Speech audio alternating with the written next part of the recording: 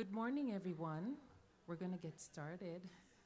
Give folks a couple seconds to get to their seats. Thank you very much. Ooh, that was quick. I teach and have been teaching for the past 20 years at RIT, and sometimes it's hard to get folks, especially with such wonderful energy, to get ready for the event. Welcome, come in. Great. All right, so let's get started. So excited to see you. Sure, thank you.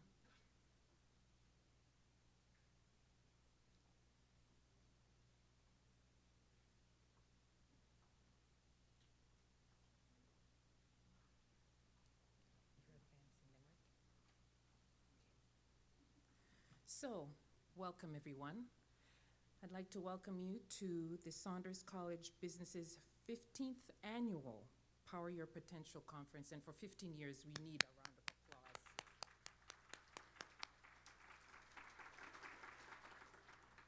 Thank you for being here today. My name is Philippa Theory. I'm the Assistant Vice President for Student Access and Success in the Division of Diversity and Inclusion here at RIT. And I provide strategic leadership to a portfolio of programs that foster diversity, equity, and inclusion while enhancing student development and retention. I plan and lead impactful study abroad programs to destinations such as Croatia. We have a campus in Croatia, we have a campus in Dubai, and this past year I took students to Ghana. It was inspirational, to say the least. And these programs and types of support enhance students' cross-cultural understanding. Today, I will be your mistress of ceremonies, and I look forward to hopefully engaging with you individually during our breaks. At this moment, allow me to share a video to help us all honor the native lands on which this expansion and all of RIT is built on.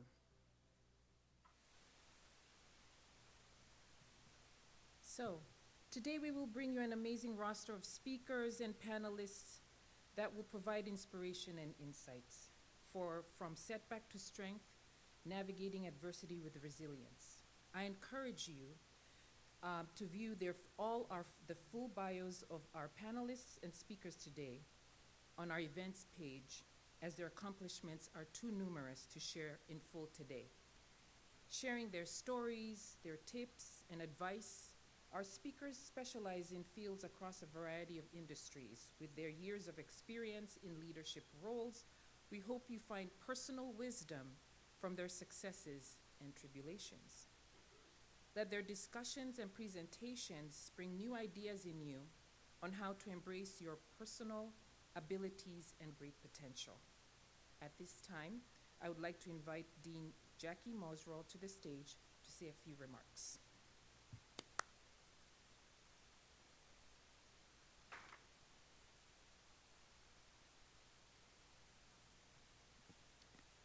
Thanks, Philippa. Good morning. It's wonderful to see you all here today. Thank you for joining us for this year's Power Your Potential Conference. Given Philippa's brief introduction, I know it will be a memorable experience with engaging speakers, but also networking opportunities. I want to take this opportunity to welcome you to RIT and the Susan Holliday Event Center. For those of you that haven't been on campus over the past year, this is a new space that we opened just about a year ago, a little over a year ago. And it's been transformational in our ability to collaborate, for students and faculty and staff to be able to collaborate with organizational and industry partners. So this is what this space was all about, and it's exciting to see. In addition, our expansion includes state-of-the-art classrooms and student team rooms. So it's all about collaboration from small scale to large scale, like this. Saunders College of Business is certainly committed and dedicated to the advancement of women through a full portfolio of undergraduate and graduate programs to meet the needs of varied leaders like yourselves. Just a shameless plug, as I mentioned to our keynote, although she's already in an EMBA program somewhere else, but we do have some very highly regarded and highly ranked programs, including our Executive MBA program, which is ranked top 10 in the nation by U.S. News and World Report. We also have a full portfolio of other highly ranked graduate and undergraduate programs. And I think what really differentiates our program is they're at that intersection between business and technology. We are a business school at an institute of technology, and you can see that come through in our programming. Today, we also kick off what is considered our third annual Women's Weekend. So starting with our 15th annual Power Your Potential Conference, in addition to our Women's Leadership Summit tomorrow, which is focused on students. So we'll have hundreds of women students from across RIT on campus tomorrow for the Women's Leadership Summit. And it really aims to connect, and I think some of you are participating in that as speakers. And so thank you for supporting that event and creating these networking opportunities and programming for our current students across campus, not just within Saunders College, but from across all of the colleges at RIT. I'd like to thank all of our participants, our panelists, and our speakers for being here today to support our program. And I'd like to thank all of you as participants for engaging with us. I always like to end with this message, which is I think some of our best learning happens when we get out of our comfort zones. We meet new people. We expand our professional network. And so hopefully this conference provides you with that opportunity today. And so please take advantage of that opportunity to develop insights and think differently. I'm honored to be part of this event as we prepare to celebrate Women's History Month at RIT in March, starting in a couple days. And finally, this event would not be possible without the efforts of a great team that's working behind the scenes to really make this conference possible. So Karen Humbert, Patty Phillips, Molly McGowan, Bill Sackman, Sandy Woodruff Whitmore, Liam Welch, Rachel Spangler, David Martin, Emily Sanchez, and Leah Giassi. So thank you to all of you for all your efforts over many months to help put on this incredible conference. So I invite you to engage in this wonderful program and get out of your comfort zones and enjoy the day. And with that, I'm going to turn it back over to Phil.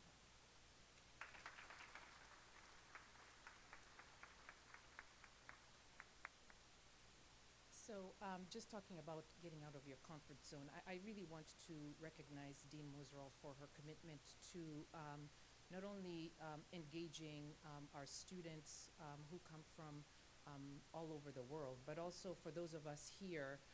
I came to her about 3 years ago and said, I haven't been to class. I teach in the College of Business. I haven't been in a classroom since 2002. And like my child says, you were born in the last century. What do you know about being in a classroom, right? So I said to her, I'd really like to do the EMBA program, and she really invested in me, and I'm so incredibly grateful because going back to school, and it was during COVID, I truly understood what it means to get out of your comfort zone as a student, going through a pandemic, and trying to manage family and other responsibilities. So really, getting out of your comfort zone can happen in many opportunities, and this one is huge. I think a lot of us are sitting with some of our colleagues, right? I think it makes it comfortable. I really highly encourage you to get up and mingle during our mix and mingle sessions and get to know each other because, quite honestly, a room full of women is so powerful. And I was saying to someone today, she's like, how are you doing? Because I work in DDI. I said, you know what? Every day I come to work and support my students and my team is a day of protest. I am protesting because I want to continue this work. And so we're here all together, a whole group of us. It's amazing. It's so good to see you. And it's going to energize us, and I hope we carry that on to our colleagues after today and beyond. So we have a full agenda. But first, we'd like to thank our year's sponsors.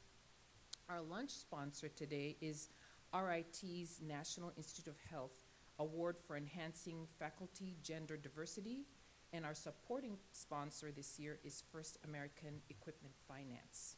So, RIT's NIH Award for Enhancing Faculty Gender Diversity recognizes RIT's efforts to improve gender diversity among faculty members in the behavioral and biomedical sciences. So let's give a round of applause for this group. Thank you very much. And First American Equipment Finance serves middle market and investment grade organizations throughout the United States, focusing on technology, hardware, and software solutions and infrastructure improvements. Headquartered in Fairport, New York, First American is ranked among the 100 largest leasing companies in the United States and is a subsidiary of the City National Bank. As a company that stands for building a business with passion and professionalism, we thank you for our partnership with this event. Thank you very much.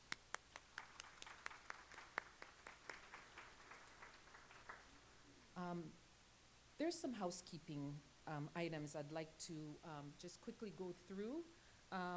Very important, especially for those of us over 50. Where are the bathrooms? You can get to them in two ways. You can either go through that door and take a quick right around this hall, or you can use those doors and go around that way. And today, we are using an additional restroom. There's a sign on the men's room that says women only. So since it's mostly women up here, there is a all-gender bathroom also next to the two bathrooms, so if you feel more comfortable using that one as well.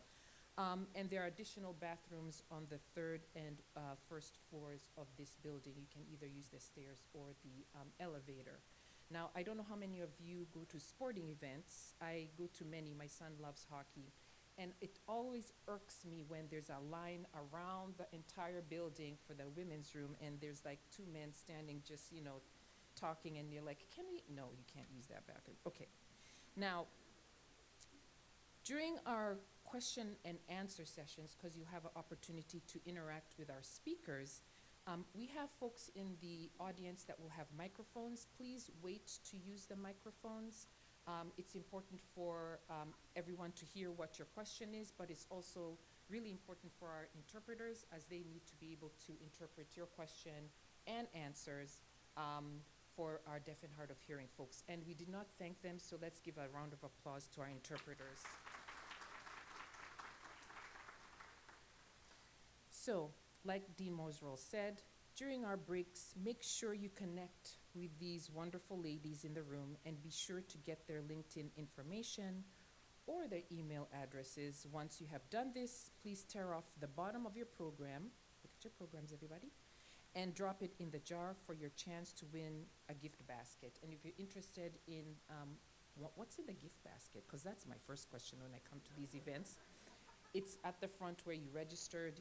There's some wonderful items in there from our Shop One that is on campus, and their amazing representation of collaborations that RIT does, and also past faculty and students items there as well. And coffee will be available in the reception area throughout the event. So, that's all the housekeeping that I have. If there's anything from the event organizers, I hope I got everything. You good? Excellent. So let's get started with our content. So it gives me great pleasure to welcome Eva Ames as our keynote today. Eva Ames is passionate about building a future where supply chain and logistics are enablers for new mobility offerings and decarbonization transportation. As Vice President of Global Key Accounts for the Automotive and Mobility Enterprise vertical at DSV, Eva uses her diverse background and over 15 years' experience as a former automotive design engineer and US federal regulator to challenge the way things have always been done for clients producing everything from micro-mobility scooters to batteries, passenger cars, and heavy equipment. Please join me in welcoming Eva to your Power of Your Potential conference. She will be sharing her keynote on One Hitchhiker's Thoughts on Getting Lost in the Galaxy. Welcome, Eva.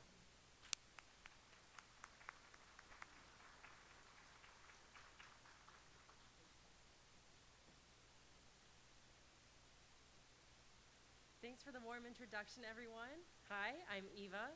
I do have a very long title at work. We should move past that, though. I'm not really that big a deal. I graduated here from the College of Engineering in 2009. I have a degree in mechanical engineering, and I'm really excited to share my story with you today about how I maybe am not so much an engineer anymore, but I've still had a really interesting journey.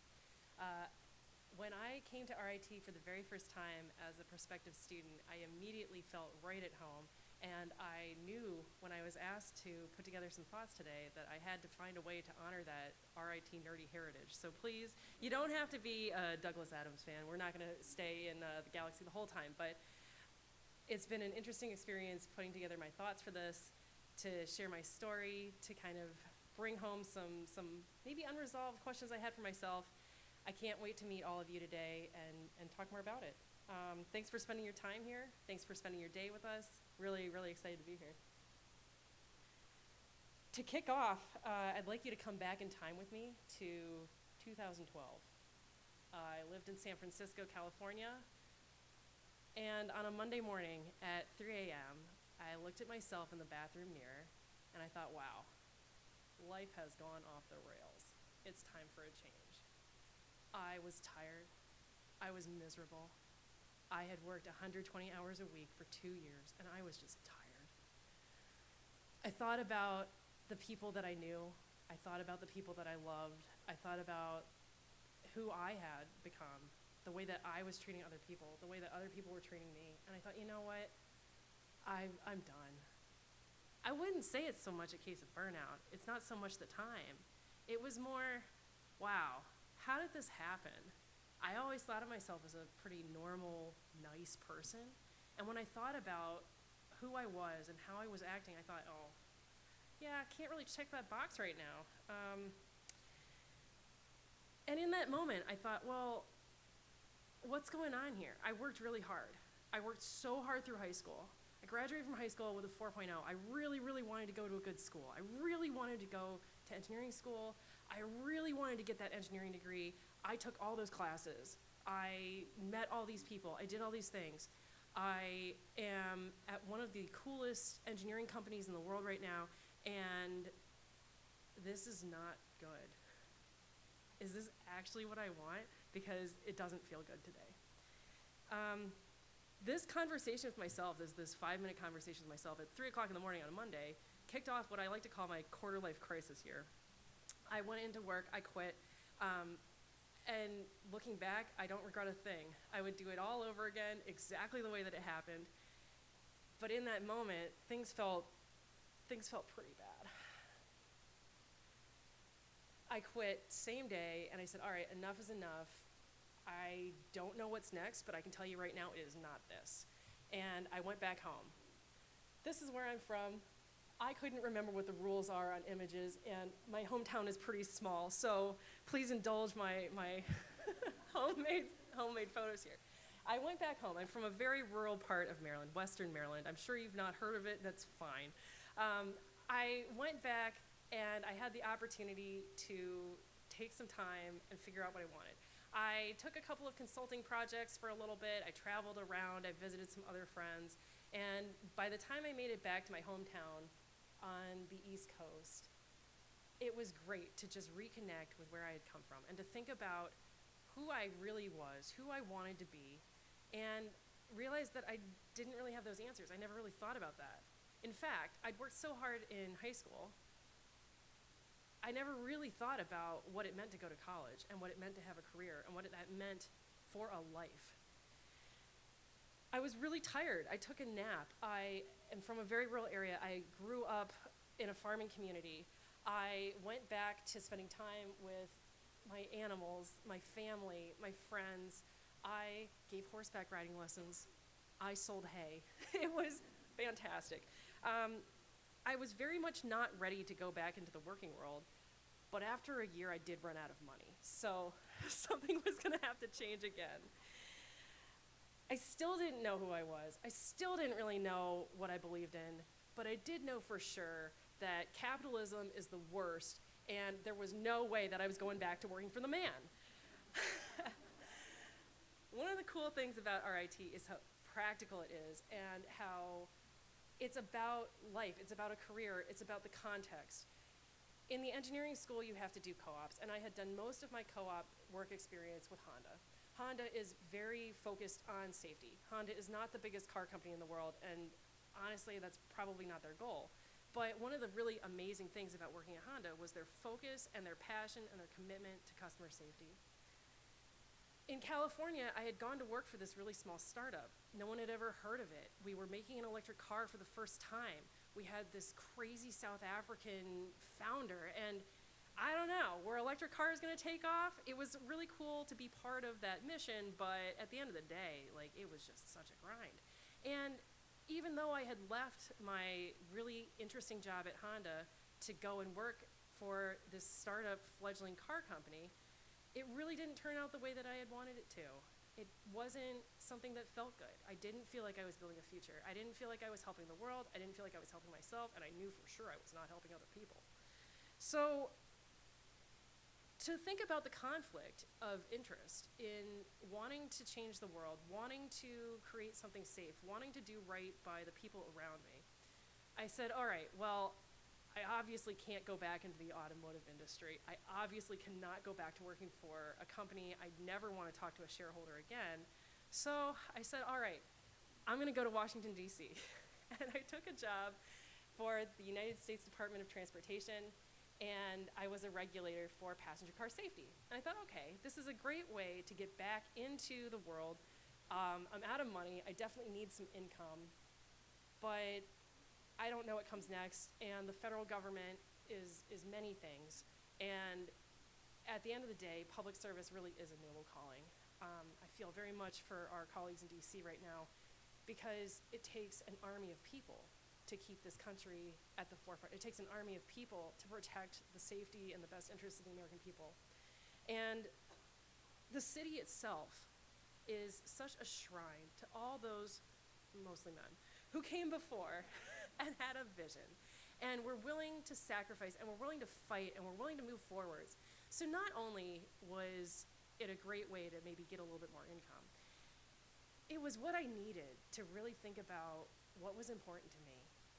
Luckily for me, being a Marylander is very important to my identity, and Washington, D.C., as we know, is actually part of Maryland, right? Maryland actually gave up the land that became Washington, D.C. So I got to work for the Department of Transportation. I got to write regulations for passenger car safety. And for the first time in my entire career, I got to work in a department that was 50% male-female. This was mind-blowing. It was amazing. I think when I graduated, 90% of my class was male. RIT at the time, I think, was somewhere around 2/3 male. And mechanical engineering and the automotive industry is certainly not known as a place where you have a lot of women, certainly not women of color. And working in an environment that was 50% male-female, where everybody else was engineers from all over the country, it was amazing. It was collaborative. Now, it was also kind of slow. So after I'd had a chance to kind of get back on the horse, get back into the working world, going into the office again, I felt like I was ready I felt like I'd refound my purpose. I felt like I was back in the game. I was back in love with what had brought me into the automotive industry in the first place. For me, it's never really been about automotive. Yes, I like cars too, but it's about creating something that provides a vehicle for us to have lives. It's about thinking about that summer road trip where your mom drove the minivan and your dad hit a deer. You know, it's about the creation, it's about the enablement, it's about the possibilities. It's about being part of the machine that it takes to create that and to produce that life. So after a couple of years in DC, I loved it, but I was presented with the opportunity to rejoin some of my colleagues from California who had moved to Detroit, which is Hollywood for car people, and bring in an Indian OEM to the United States. And they said, listen, we're getting the band back together. It's gonna be like Tesla, except we're getting paid this time. We're getting paid every week this time. And this is not totally in the unknown. Come to Detroit, come back to us, and let's do something a little bit different this time. So I said, well, all right, let's go. And to this day, I'm still based in Detroit. It's been an interesting experience to be around all these other car people. I moved to Detroit, and even though I'd had an entire career in automotive, I had never been based in Detroit, and it was amazing. And to this day, it's still amazing to me to drive down the highway and see all of these different companies and all these different people in the grocery store who are all part of this same industry. And manufacturing is around the world, but automotive is such a complicated beast. The supply chain is so deep. It takes more than 30,000 parts to make a car, and if any one of them is missing, you can't do it. It is layers and layers of people around the world making plans, building things, acquiring raw materials, converting them, shipping them, touching them. Building a car is amazing. And here it is in a town of people that all think and live and breathe the same way. Well, that's pretty cool. I got up to Detroit, and my job was to build prototype vehicles. I missed a part of my story here where I started as a design engineer at Honda designing crash test structure. So very technical, very, very nerdy. And so I get up to Detroit, and my job is to build all of the first prototypes so that we can test them. And I look around, and there's a team of people, and there's a lot of tools, and there are no parts. And I said, all right, well, we're gonna build a car here, but we need some parts to do that. There was one person in purchasing, and she said, listen, I have bought them, they do exist, but they are all over the world right now, and I just don't have time to figure out how to get them here. And I said, okay, well, I'm new here, startup life. This can't be that bad, we can figure this out. And that started my career in operations, logistics, and supply chain. By saying yes, by figuring it out, I said, all right, I'm going to start by figuring out if there are any hard rules that we should not break. That's customs compliance, and it turns out there's a lot of rules. I met some really interesting suppliers, I met some really interesting people, I took some classes, and I said, okay, we can do this. All right, so we know the hard rules, we know where there aren't any rules, let's do it. We achieved, we brought in parts, we made a car, we tested the car, we're ready to go, and now we're gonna manufacture. Oh, that's a lot more parts. That's very different. Not only are we going to have to manufacture cars, we're gonna have to deliver them, we're gonna have to service them, and we're gonna have to deal with dealers who ordered the wrong thing and wanna send it back. Okay, we'll figure this out, we can do this. At the end of my 6 years with this company, I was in charge of all logistics and supply chain for production inbound, for vehicle deliveries, for dealers, for warehouses, and still my very favorite prototype vehicles. Then COVID happened, and we stopped manufacturing, and the investment for plant expansion dried up, and I find myself going from a really cool job where I'm all over the world talking to new people, trying to figure things out, problem solving, because I am still an engineer. And all of a sudden, I'm sitting at home. I am forecasting ocean budgets when we're not shipping anything, and we honestly don't know if the lights are gonna come back on.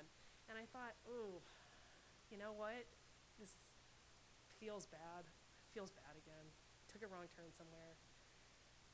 I don't think this is going to happen. So I made it for a while through COVID, but after COVID, I said, it doesn't feel like this company is going to come back, and I need to figure out what's next. I moved to a small startup, and I said, I don't want to be in logistics and supply chain anymore. I want to go back to engineering because I feel like that's very core to my identity, right? We already did this. We already had that quarter life crisis. I can't afford another one. It was very expensive. So let's go back to our roots a little bit. Let's rewind. I really love safety. I love helping other people. I love my time in the government. I'm going to go back into homologation, which is looking at the cars and saying, okay, this is what we need to do to meet all the regulatory compliance. This is what we need to do from a safety perspective. This is how we need to, define those rules and abide by them. So I get to this startup on day one, and I say, all right, step one in homologation is taking a look at what we've got so you can figure out if you even have a problem. And they say, hey, good news, bad news. We've bought the cars that you're supposed to look at, but you're going to have to go get them, and they're in China. And I thought, oh, no, not again. no, this is bad. So I reconnected with some of the suppliers that I hadn't talked to since before COVID, and one of them is my current employer, DSV. And I said, it just doesn't feel like anyone has electric vehicle and battery shipping figured out. I just feel like you guys aren't telling me the truth. I don't know what the truth is, but I feel like it's not this. And similar to how I figured out how I was going to do logistics and supply chain in the first place, asking questions and saying, I don't think so. No, that doesn't work. And the person who's my current boss said, all right, you're right. Nobody really has this figured out. It's a problem. And he was like, I'll be honest, that's been on my mind too. This is a huge shift in the world. It's a huge shift in the automotive industry. It really does seem like electric vehicles are going to be a thing now. What do you think about coming to our company and being that voice with our clients, with our company, with our carriers, with regulators? And I thought about it, and I said, you know what? The company that I'm at, they tricked me, right? They are very clearly going to try to get me to be logistics and supply chain again, and I very purposely said I'm going to leave that life, but to go to a logistics and supply chain company also doesn't maybe feel that great. And my boss, Greg, he said, okay, listen, we can figure this out. You're an engineer, you can still be an engineer, we can figure out some solutions, and at the end of the day, you just need to talk to people, figure out what's going on, connect with them. Nobody has the answers here, and we all need to be moving forwards and trying to find them. So I said, all right, well, I'll give it a shot, because it has to be better than where I am now. I came in, I had always been on the client side. I'd always been the manufacturer, the designer, the regulator. I had never been on the service provider side. The night before I had my very first conversation with a super nice woman at one of our clients, I did not sleep. I thought, oh my gosh, what do I possibly have to say? I didn't come into this, I don't have a degree in supply chain. I'm a design engineer. What do I have of value? What's going to resonate with this client? I really don't know why I'm here. This is not good. But it's really meaningful to help other people. It's meaningful to me. And being on the service provider side, which is not something that I thought I would ever do, has been a really interesting way to empower change, to listen to other people, to have ideas, to collaborate, to debate, and to say, yeah, I don't think so. What about this? What about that? Can we? Why not? Can we try?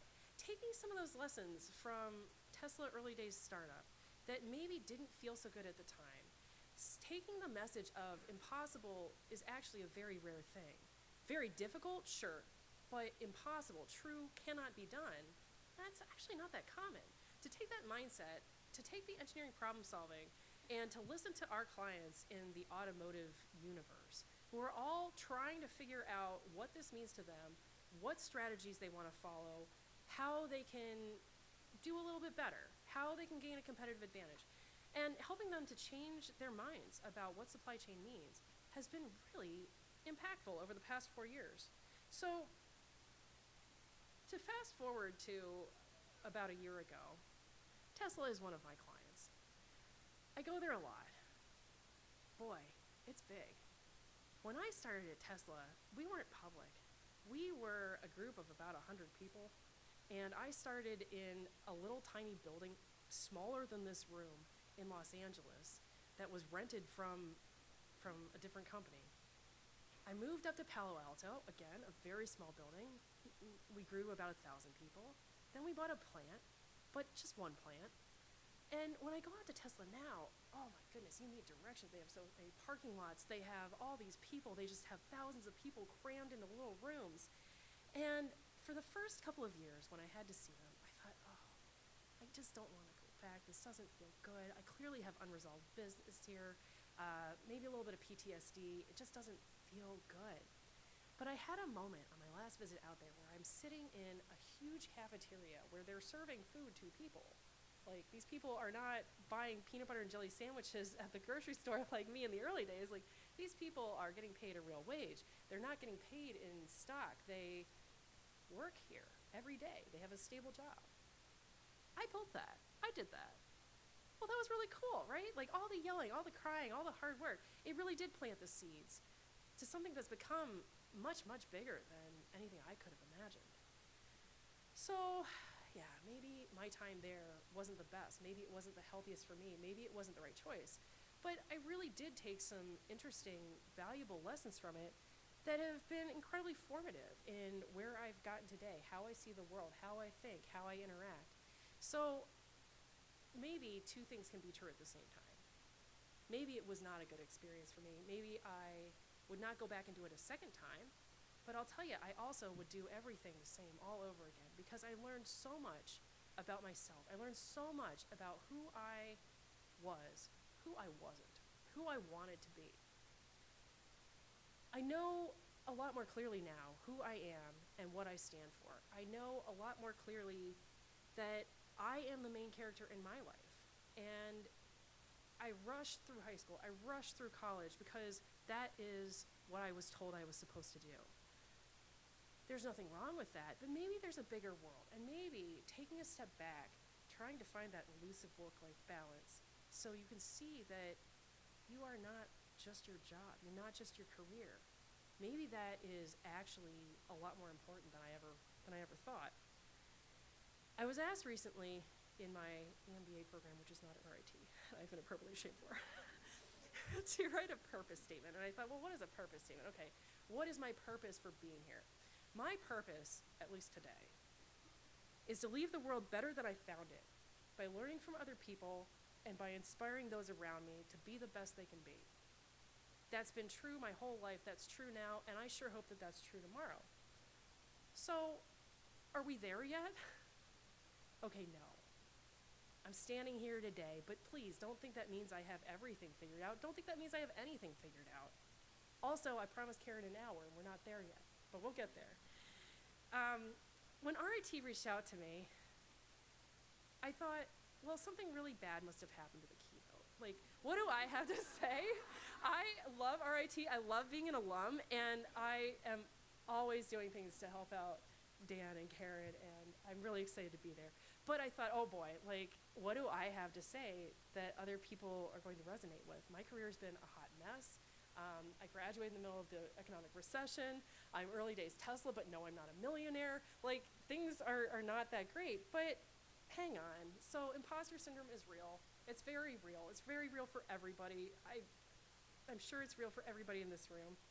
And reflecting on my story has been a really cool way to kind of bring this together and say, all right, maybe, again, two things can be true. Yeah, at the time, these were not connected. I could not have planned this. I would not have planned this. But also, yeah, okay, I've had some adversity. I've had some resilience, and I'm okay. So I'm always going to be a work in progress, but I still have a lot of fundamental questions. These are things that I struggle with all the time that I'd like to share some thoughts about with you. Life is happening. It's happening right now. It's not going to stop. It's going to keep going. How much can we plan for? How much can we prepare for? Is it worth it to spend that extra 3 hours on an incremental gain? Or would I be better spending those 3 hours hanging out with my family. At what point does the balance tip and preparation is getting in the way of just getting started? Progress, not perfection, is a really hard concept for me. I'm a very type A personality, and I want it to be right. But at some point, not getting going is even worse than being not quite 100%. When I do things, I think about whether I feel like I'm doing it because I want to, or I'm doing it out of some sort of obligation. The concept of a bridezilla to me is just so fascinating because it just really, really resonates with this question, which I think about a lot. Are we doing things that are traditional because it makes us feel grounded to the past, connected to those that came before, a way to honor that and move that forward? Or are we doing it because we feel like we have to? Are we doing things that we feel we have to that we can live with? At the end of the day, that's what matters. When you look back on yesterday, on last week, on last month, on 5 years ago, did you do the best that you could at the time or not? Did you make decisions? Did you treat other people the way that you can feel good about today or not? When my mother, when I was getting married, said to me, well, what about this, this, this? And I got married during COVID, and I said, Mom, I just can't. I just can't. And it was such a freeing moment, maybe because of COVID, to say, maybe there are some balances, and there's no formula to this, but when I feel that tension, when I feel like I don't really want to do this, am I doing it because I feel like I have to, and that really is the right answer because it's so meaningful to other people, or am I spreading myself too thin yet again? And maybe it's not really that important, and it's okay to do different things, and it's okay to move forwards. And this leads me to the big question. Who are you? Oh, this is the hard one. Are you your job? Is your job just a tool and a means to achieve something else? Is your job a way to fund your life, your family, your hobbies, your lifestyle? Is a job and career progression really important to you? Are you out there to change the world in a big way? Are you out there to do something? What does this mean to you? I mean, this is the key. This right here is what it's all about in my short life. Who you are versus who you have to project yourself to be is the cause of a lot of conflict and a lot of pressure and a lot of stress. So I can't tell you who you are. You have to tell me, and I look forward to hearing that from you guys today. But I can tell you a little bit about who I am. Personality tests, whether you love them, hate them, there's lots of science about this. So recently I was asked to take the Clifton Strengths, which is the hot one because they say we're not a personality test. This is your innate inclinations. This is who you are. And I thought, well, all right, I can get behind some of this, but are you seriously telling me that my ability to empathize with others is number 25? Like, that, I don't like that. On paper, sure, I guess I can get behind this. For sure, I love learning.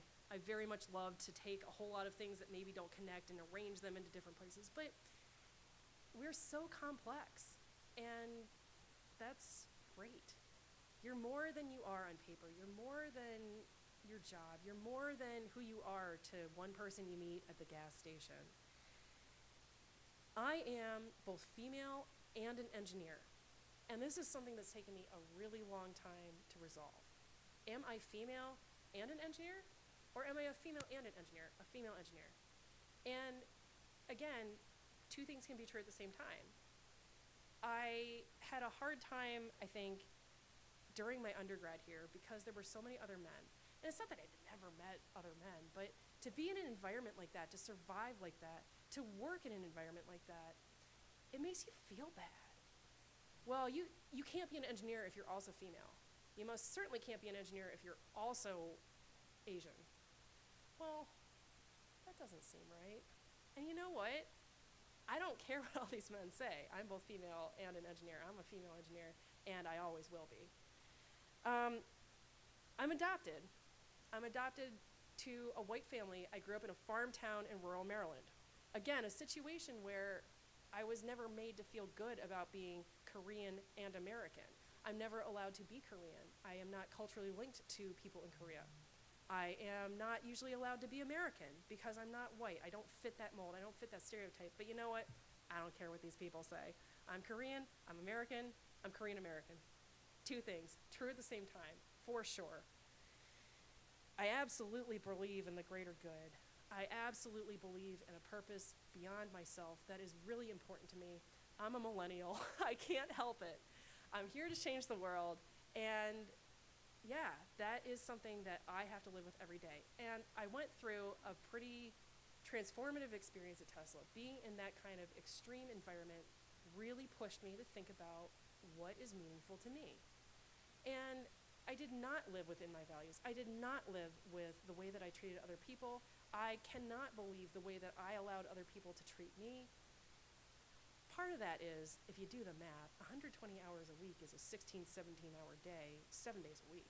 It really is. You're certainly not your best when all you're doing is working and not even sleeping. But I absolutely believe in the greater good.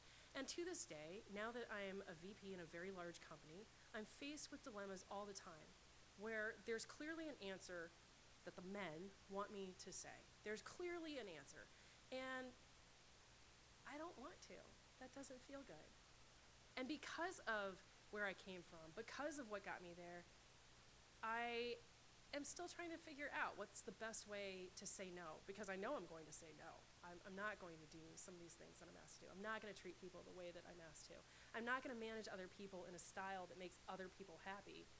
I need to have that meaningful, genuine connection with everybody around me, or I'm just not living in my values and I'm miserable. And I don't have the answer to that. I don't know that I'm ever going to have the answer to that. But the fact that I know that I need to look for it, right? I think that's progress. Again, I exist to leave the world better than I found it. I am here for the hard things. I'm here for that short-term pain for the long-term gain, but we do have to get to the long-term gain at some part. So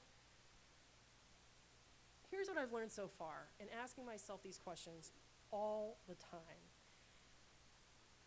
I hope that some of this resonates with you because it comes from my quarter-life crisis, which is a year that was very transformative for me, but I hope that it doesn't happen to you. Balance might not be 50-50, and it's really important. I think everybody has a unique equation for what balance means to them. Work-life balance is certainly as elusive as world peace. I don't think there's any perfect formula. We're never going to get there, and things change all the time. But knowing that you should find some, again, that's progress. Being passionate about your work, finding purpose and meaning, and making sure that that resonates with who you are and who you're trying to be and who you're trying to help others to be. That's the secret. What does balance mean to me? Probably something very different than what it means to you. When you work 120 hours a week, you get a little bit broken. And to this day, if I'm not careful, I blink and it's been 15 hours and I'm still at my desk. It's terrible. So be passionate about what you want in your career, but be passionate about your life too. It really is meaningful. And in this world where we're all trying to be taken seriously in the workplace, sometimes that gets lost. I think there are a lot of parallels between that and my thoughts on my time in high school and college. Your career doesn't end. Your career is open-ended. It's as open-ended as all the classes I wish I had taken here at RIT. Do what you need to do, because there is no script for this. There is no perfect answer. Comparing yourself to other people in what balance should be, that's never going to lead to happiness for anyone. So think about it. We spend a lot of time at work, but we're super replaceable. And at the end of the day, are we really living our lives for that career? Maybe some of you are. Maybe some of you are doing amazing things, and I can't wait to hear about them. I am too. But at the end of the day, having a balance and being passionate about something outside of just what I do at my desk every day makes me better at my job too. Well, this slide didn't translate that well, but maybe you've heard this concept before, maybe you haven't. Bottom line is, you're a lot more powerful than you think you are. The concept of the sphere of influence is that there are 3 layers here. There's what's in your direct control, your indirect control, and what's in your area of concern. So your direct control is things that you can directly change. I can choose to exercise more in the mornings. That is very much within my control. I can influence my husband to get all of his stuff out of my home gym so that I can get in there a little bit early in the morning. I maybe cannot change the fact that his stuff is in my home gym because he's really tired, because he's working a lot, because things are very stressful at his job, all right? Now, you can take that into situations at work. You can take that into situations with your family. You can take that into situations with anybody you meet. There are things in your direct control, and that's what we often focus on, but there's so much in that indirect control, and being able to influence other people, especially as women, is how we get ahead. One of the funniest movies I've ever seen, and again, I don't have a lot of time for watching TV, and this is a little dated, is a movie called My Big Fat Greek Wedding. Have we seen this? Okay. There's a scene where the main character's mother is trying to raise her up, and she's talking about how it's okay that her father is saying no. And yeah, okay, he's the head of the household. But we women, we're the neck. We're the neck and we turn the head. And not only is that a super endearing and hilarious scene, but it's so true. We are the neck, we turn the head, and that is how we have a giant sphere of indirect control. Maybe we can't directly change everybody around us, but we certainly can't influence them. Yes, it hurts when they take our ideas and they take them as their own. But at the end of the day, what matters to me most of the time is actually getting the change that I want to see. So if somebody else is taking credit for it, not an ideal outcome, but at the end of the day, progress, right? So be that neck. All right, let's talk about pressure. I've been under pressure. You've been under pressure. I am not my best self under pressure. And you know what? I don't think any of us really are. A little bit can be healthy. A little bit inspires us to get going. It inspires action. But a lot of pressure causes people to get a little bit crazy, myself included. So having a little bit of forgiveness, not only for yourself, when you didn't do your best, when you were a little bit shorter on time than you wanted to be, forgiving others and recognizing that other people in those situations are also not perfect, and maybe that's not who they really are, is also very helpful. Life at the extremes can be really revealing, not only for yourself, but for others. It's certainly true that when we're under tremendous amounts of pressure, your inclinations, and apparently my Clifton strengths, are who you're going to snap into being, and for other people too. But that doesn't mean that one bad, quick, harsh word is enough to write off an entire person as being just absolutely outrageous and mean. We all say things we don't mean, but what can we do to understand ourselves and other people in those moments and take that in a less pressure situation to make a little bit more progress, to deepen that relationship, to understand everybody else around you. Me personally, I do my best when I am more than slightly uncomfortable. I like to be more than slightly uncomfortable. My number one, I'm a learner, and that's for sure when I know that I'm in that learning zone. But if I go a little bit too far, I get super disorganized. I have a million sticky notes everywhere. They're blowing away, and I just can't even make my own lunch anymore. So think about the sources of pressure in your life. Think about where they're coming from. Are we putting pressure on ourselves that doesn't even need to be there?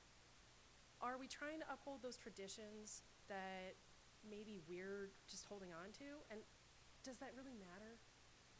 Maybe it does, but sometimes maybe it doesn't. Everyone around you, the world around you, is full of sources of pressure. And we're not all going to live to be Malala. We can't all be Greta Thunberg. But that doesn't mean that we're not powerful all the same. Whatever success means to you, whatever your aspirations are to you, that is meaningful, that's enough. You are so much more powerful than you think you are. You're so much more powerful than you give yourself credit for. Run your own race. Don't worry about other people. Take those other pressure sources that other people are putting on you, that you are allowing them to put on you, and don't worry about it. Take the lid off the pot. Take a break. It's okay.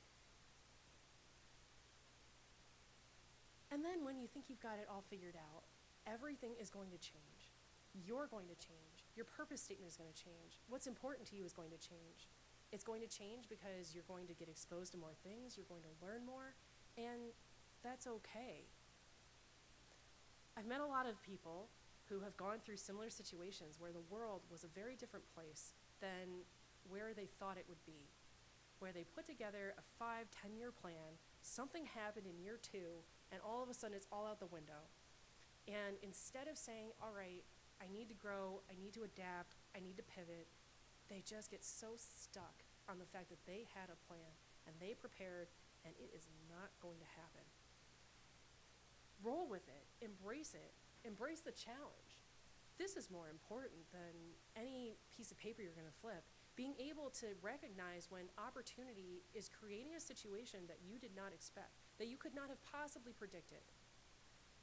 I'm the VP in the largest supply chain company in the world right now.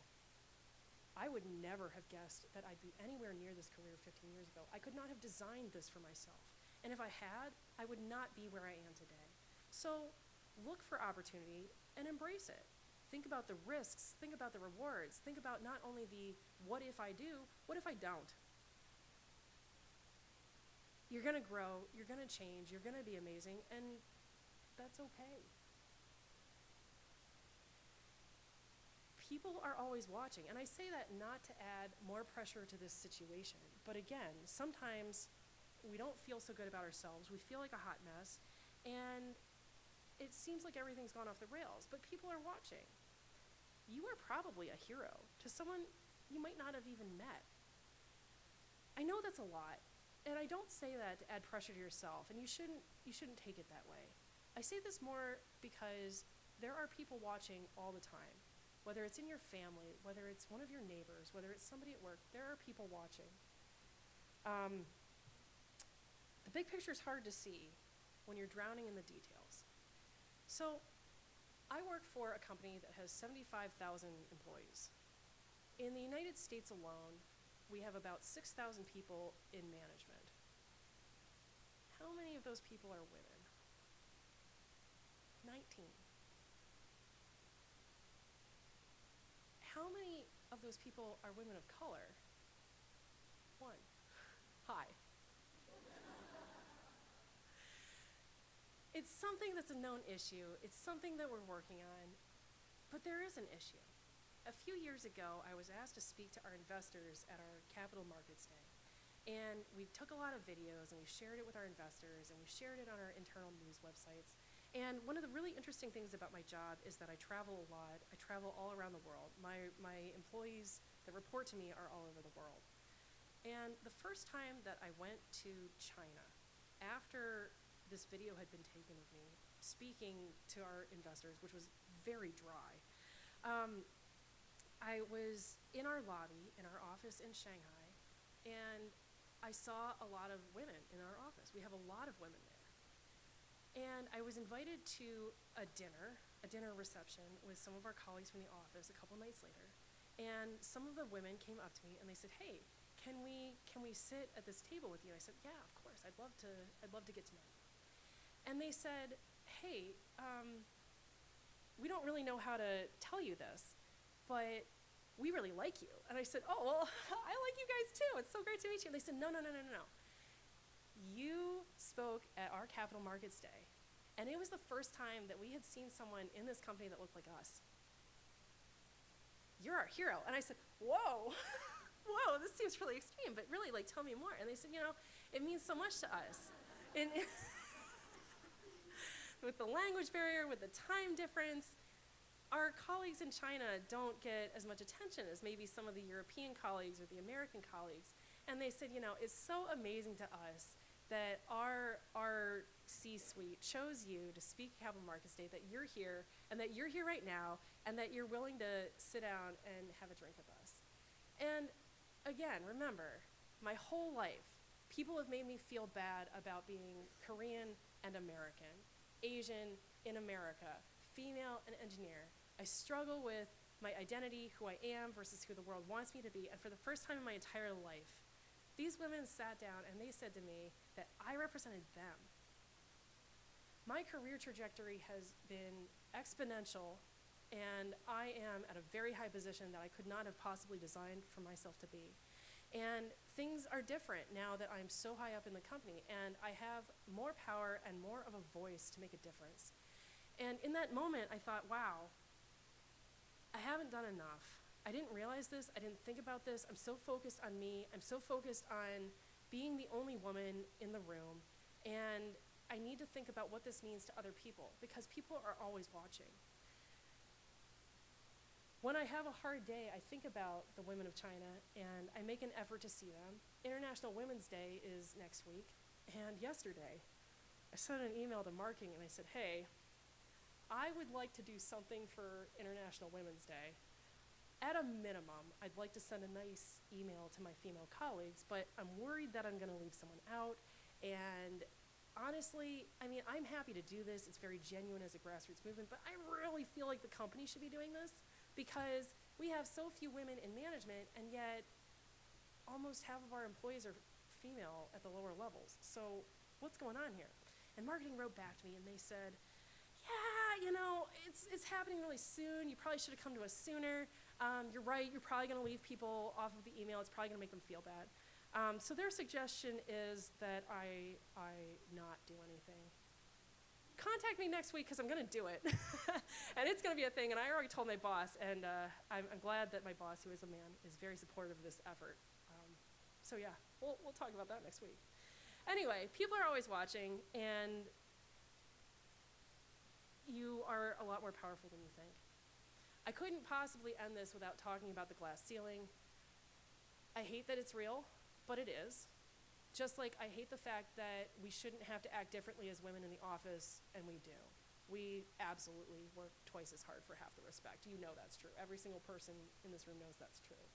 I don't want to knock on the glass ceiling. I don't want to tap on it. I don't want to crack it. I'm here to shatter it. And I'm here to share a few lessons learned for me.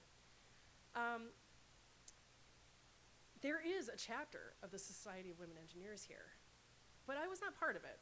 And their message never resonated to me, and it kind of went into that deep, dark place, and that question I asked myself, like, can you actually be female and an engineer? And it just didn't feel good to me to say to my male colleagues when they're 90% of the room, yeah, you know, I need to be treated differently, or you're holding me back, or I'm better than you. And that's not at all what anybody was saying. That's not at all what I was saying. That's not what our chapter was saying. But their message and their tactics and what worked for them and that specific group of women in that specific time did not resonate with me. And I thought, okay, well, maybe there's not a problem. Then I get out in the working world. There very clearly is a problem. It gets worse and worse and worse, right? I work at the Department of Transportation 50-50. I see the light. And I think a lot about this. I think a lot about what I could have done differently, what I should have done differently. I can't change the past, but I can change the future.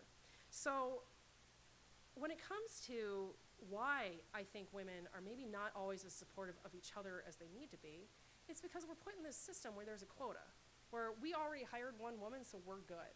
Oh, okay, so now the trend is to have two. It's like Noah's Ark, okay? So we've got two women, so we're good. And there's no space for you. No, none for you. I fought hard, so you need to suffer too. All right, it doesn't have to be like that. We don't have to haze each other. It's not Noah's Ark. We really should be 50-50. So help each other out. We don't have to be that way. Just because that's the system that we're in doesn't mean that that's the system we have to continue to support.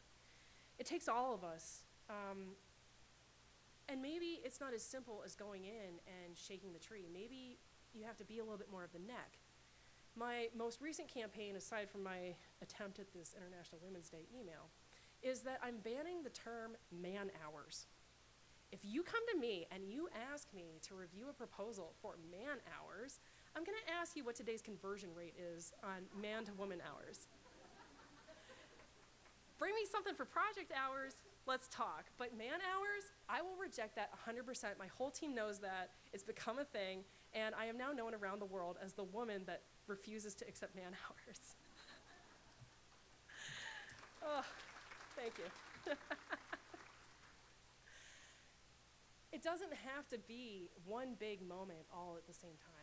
Every little change makes a difference. Talking, being here today, networking with each other, that's what matters, and that's what's going to get us through. All right, I can only ever remember 3 things at one time, and I've talked a lot today. So here are my big 3 for you. Be yourself. It is enough. It is wonderful. It is beautiful. Be yourself. You do not need to be anyone else. Just be you. Okay, that's harder said than done. It starts with, who are you? You're powerful. You're a role model. You are everything. And you just need to be you. That really is enough. Number 2, forgive yourself. Forgive yourself and other people. Make those mistakes. Learn from them. Move on. Forgive yourself. Forgive others around you. Let go of all the anxiety that you hold about having to talk to these other people. Forgive yourself. Move on. We're going for progress. We're not going for perfection. And number 3, keep going. You're gonna make a mistake. It's gonna hurt. You're gonna have some down times. It's gonna be sad. But you're gonna be stronger for it on the other side. So keep going. Keep growing from that experience. And love the journey. It's not about the destination. We're never going to get to the destination. Stop chasing the destination because that is putting pressure on yourself. Love the journey. That's what we're here for. So I'm going to end with this. Who are you? I can't wait to hear from you. I can't wait to hear from everybody today. I can't wait to get to know you. I want to know who you are. And who you are today might not be who you're going to tell me you are in a week or a month or a year from now, and that's awesome. I'll end this with a quick callback to my main title and my main theme here. I really do look forward to meeting all of you today and speaking with you today. My LinkedIn, there's the QR code. Please, I want to keep this conversation going. And I saw on the card the challenge to meet 3 people. I was also going to leave you with a challenge here to make a friend and talk about who you are. And I would also say that we have a huge mountain to climb, whether it's talking about equality for women in the workplace or any of the other things that are going around in the media carousel right now. It feels intimidating to say, okay, we've got to tackle these issues. We need to find small wins to start with to get that momentum going so that we feel like we're making progress towards that bigger end goal. And we got to do it together, which we can.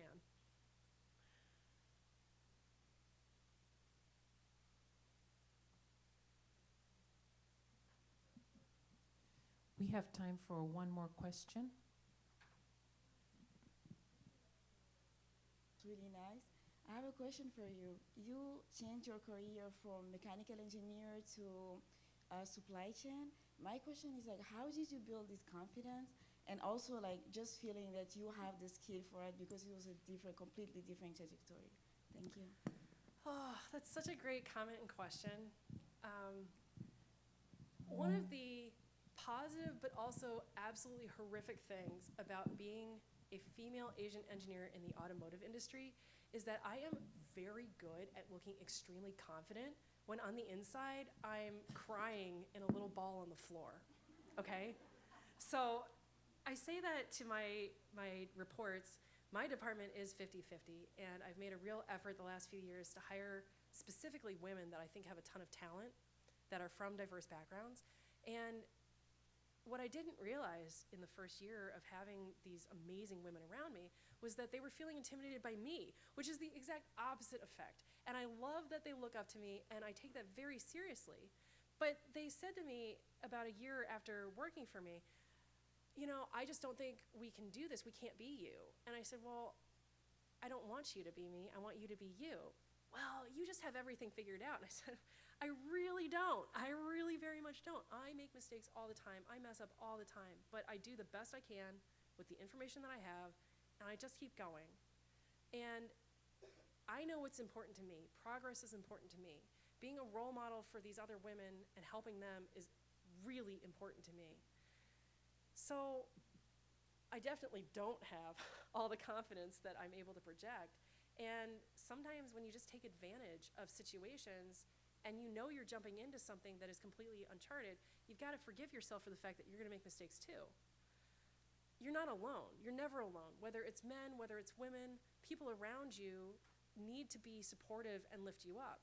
And if you're in a situation where you're not finding that kind of support, well, I'd also say that mentorship doesn't have to be formal. It doesn't have to be someone in your workplace. Mentorship comes from all over the place. The internet is telling us terrible things right now, and we're exhausted with it.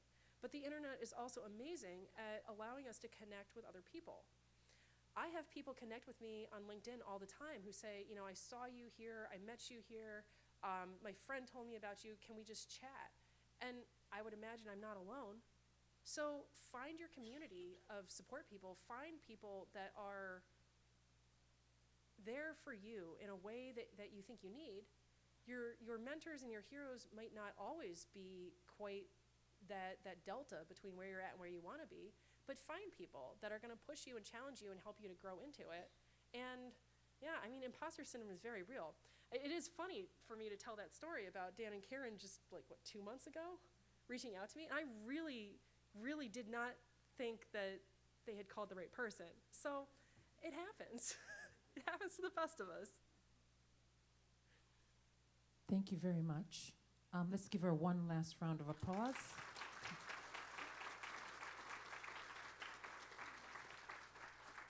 Eva, your keynote was not only inspirational, but full of so many nuggets of wisdom. And typically what I like to do in my class is to ask people to think of one word that encapsulates what they're feeling right now. So if you have a word and you'd like to shout it out, I'll share it with everybody, so that we just kind of honor you with coming here, taking the time, preparing, sharing with us your very inspirational story, definitely setback to resilience and strength, and being able to honor everything that you've given to us today. So my word, like I said, is wisdom. Any other words out there? Revived, beautiful. Elevated, thank you. Encouraged, courageous, motivated, authentic. That was huge for me. Thank you very much. Positive. I'm getting goosebumps. I don't know about you. Thank you so much for being with us today. And we will definitely carry this on to those who we will meet today and beyond. Thank you again. Thanks, everyone.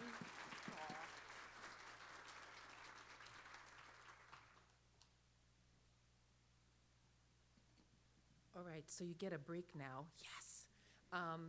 It's a 15-minute break, so please take the time to refresh yourself, get to meet, start on your one of 3 people, and we'll sit back by 9:45, please. Thank you very much. So my son reminded me it's Friday, and of course, you know, I'm the social director, and he asked me, what are we doing this weekend? I said, we're gonna sleep, okay? We're gonna rest. We're gonna catch our breath. But I love it when the sun comes out. Gives us an opportunity to remember that there is a sun out there. The sun will come out tomorrow. Great. Okay, I'm gonna get started. So I'm excited to introduce our next presenter, Dr. Sue Piotrowski, who I count as a mentor and a friend and colleague. Those of us in the Rochester professional circles know of Sue and her work. We're very honored to have her today. And she will be leading us with a workshop titled Unlocking Potential, Manage Your Energy, Not Your Time. Dr. Sue M. Piotrowski is the founder and president of Badfish Consulting. Dr. Piotrowski is a trusted partner for leaders working to develop people and build organizational capacity for development, strategy development, strategic change, and innovation. Sue is passionate about revitalizing individual, team, and organizational capacity. When she's not engaged with clients, she enjoys being in the classroom, locally and globally, where she serves as graduate adjunct faculty here at RIT and at the U of R. Courses developed and taught include leading innovation, breakthrough thinking, strategic foresight and innovation, applied leadership, and leading change, all phenomenal classes, because I've taught them too. Her research explores the dynamics of teams and leaders engaged in innovation. She's a member of the Relational Coordination Collaborative, Women in Innovation, the Design Management Institute, and the Organizational Development Workshop. She currently serves as the chair of the Management Advisory Board here at the Saunders College of Business, at RIT, and as a member of the Dean's Advisory Committee for the St. John Fisher School of Business. Girl, you busy. She has been involved in TED for over 10 years through leadership and curation roles with TEDx Rochester. Please give a warm welcome to Sue Piotrowski. Thank you.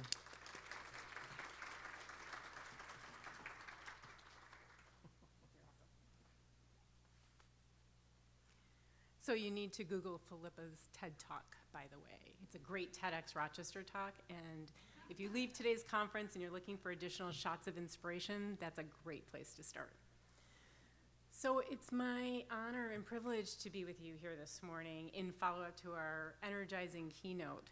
And my goal for the next 45 minutes or so is to really help you to tap into some personal awareness and tools that you might have to better unleash those things that motivate you and where you find energy. So I come to this topic in this work from two spaces. One is from a space of discovery in which I studied over 145 innovation teams and found some things that I think might be transferable to some of the work that we're doing here today and some of the challenges that we have.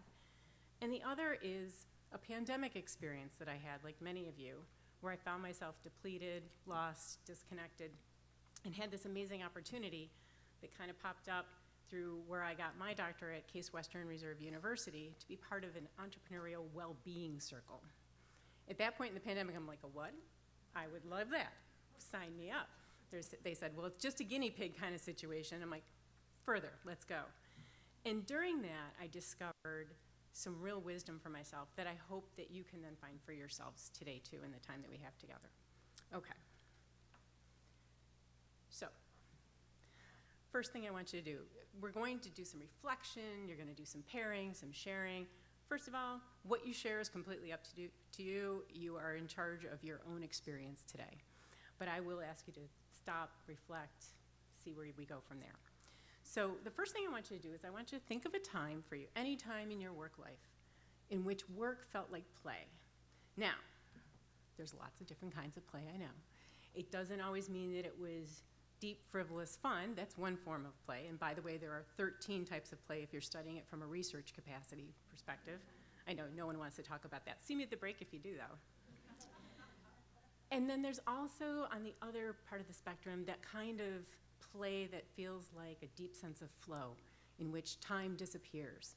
You know the difference between the hour that you spent in a meeting that you feel like, I'm never getting that back, and the time where you thought, that wasn't nearly enough time. Oh my gosh, I didn't even look at my watch once. I can't believe the conversation I'm in. I can't believe how absorbed I am in what I'm doing.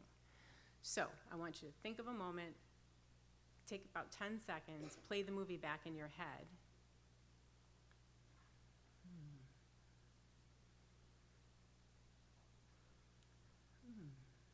Something enjoyable. Something where you look back and went, everyone got at least something, a little bit of something? If you're tapped out and you're depleted, that's okay too. What I want to invite you to do is turn to the person next to you, find the person nearest next to you or group up. And I want you to share just a little bit about that experience, but what I want you to pay attention to are what kinds of things contributed to that feeling that you found and you described in that story. I'm going to give you about 5 minutes. Go. I love this. So clearly there was nothing to talk about here. Kind of sat back silently and went, all right, when are we moving on? So, okay, I would love just a few shout outs. Pop your hand up and say nice and loud, because we're going to do this really fast. We're not going to shift the microphone real quick.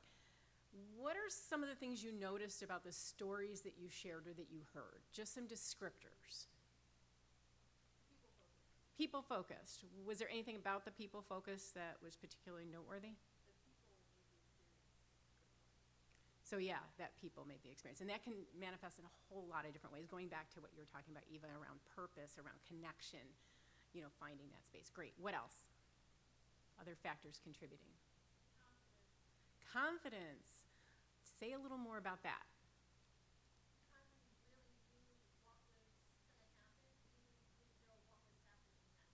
Okay. That faith in, we're going to get through this, we're going to get there, there's something more compelling here, so that my ego can fall away and I'm not doing my imposter thing that we're all doing. You're right. Yeah. So it falls away. Anything else? Different factors.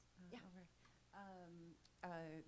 Going outside of the norm, so doing something different than the day-to-day. Yeah, something interesting, something cool, something different. Awesome. Yeah. Choice. Choice. Choice. Excellent. I love it. So that you had the freedom and the autonomy to choose what to get involved in? Yes. And then it was a little less fun when the choice was taken away and there was some dictation to it. Yeah, that's like a yeah, that's no fun. Excellent. Yeah, got one more over here in the middle. Or you can just be really loud like me.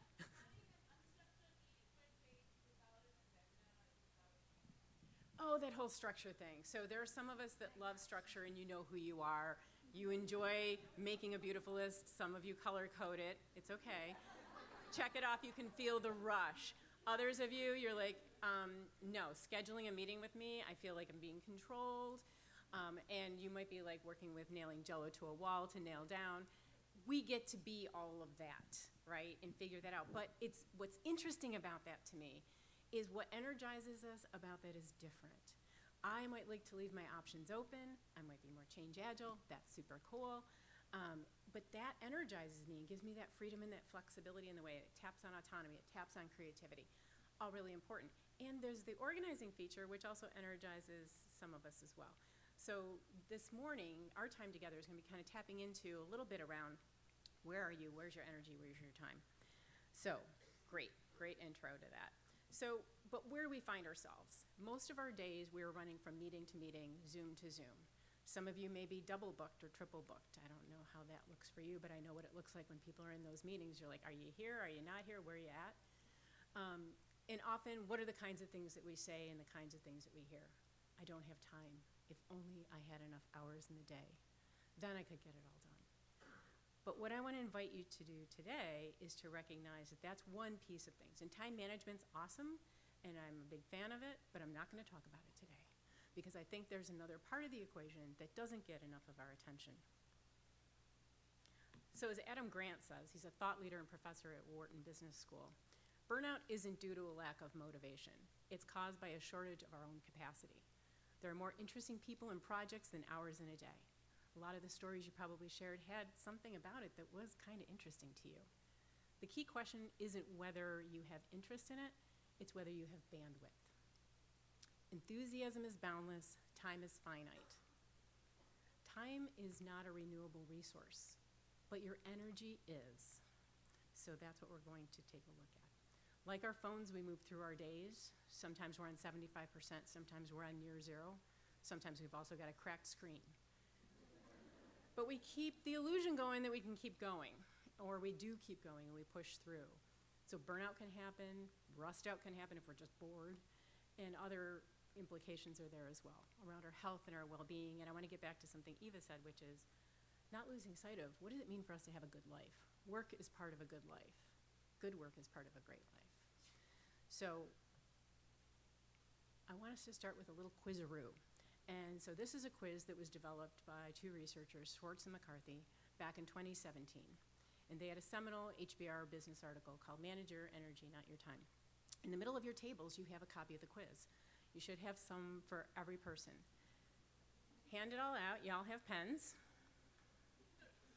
Why don't you take a little pulse check?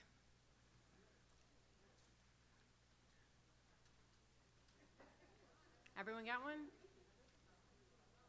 Okay. All right, friends, I'm going to give you a couple minutes to fill it out.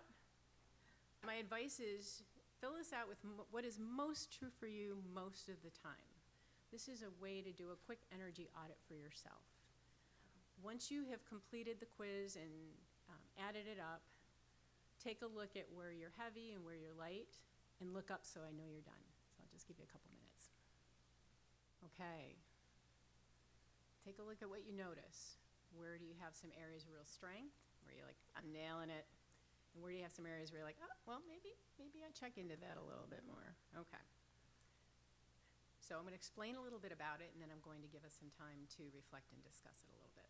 So there are 4 dimensions, according to Schwartz and McCarthy, of personal energy: physical, emotional, mental, and spiritual. I'm not going to talk a ton about physical well-being because there's a ton of really great resources out there on it, and there's a lot being written and shared around great sleep, great nutrition, great habits all around, how to take breaks during the day, breaks in nature. I'm going to focus more on the next 3. So emotional well-being. Often we don't think about that as an element of our well-being to take care of. We've been more mindful of it since the pandemic, certainly. But this is an opportunity to check in with yourself.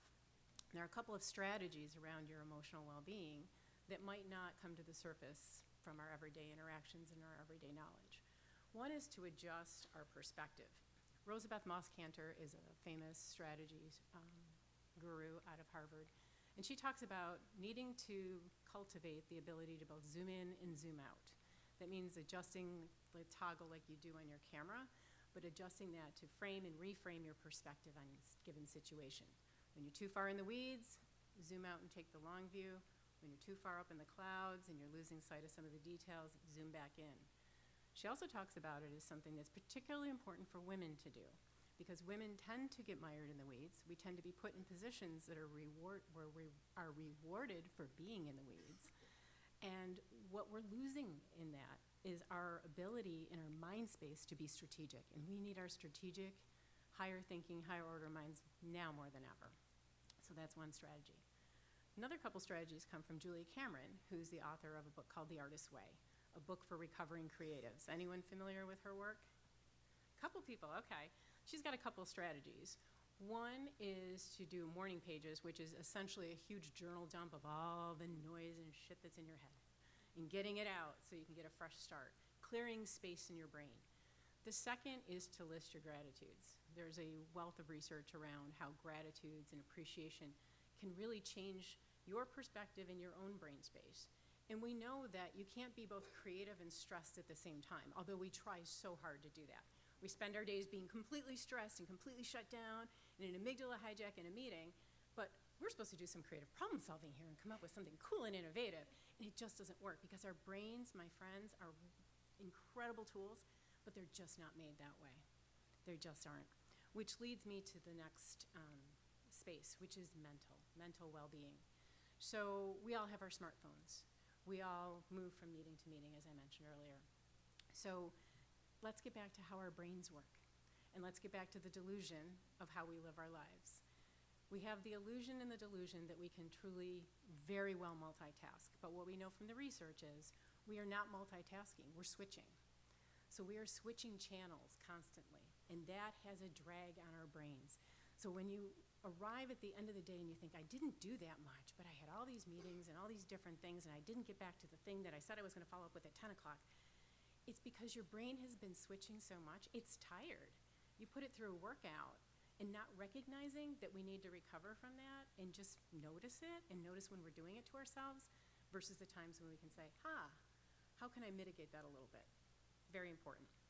The other thing that happens to us is we have a residue, an attention residue that happens. So when I go from one meeting about one topic to the next, the person leading the meeting has the illusion that I'm completely there, and I see you giggling, and I'm there, I may be on the Zoom or I may be in the room, but I have that drag or that residual stuff from the last meeting, which is, did I take the notes? Is this gonna do it? Wait, what's my grocery list? Not to mention all the other stuff I've got going on in my head.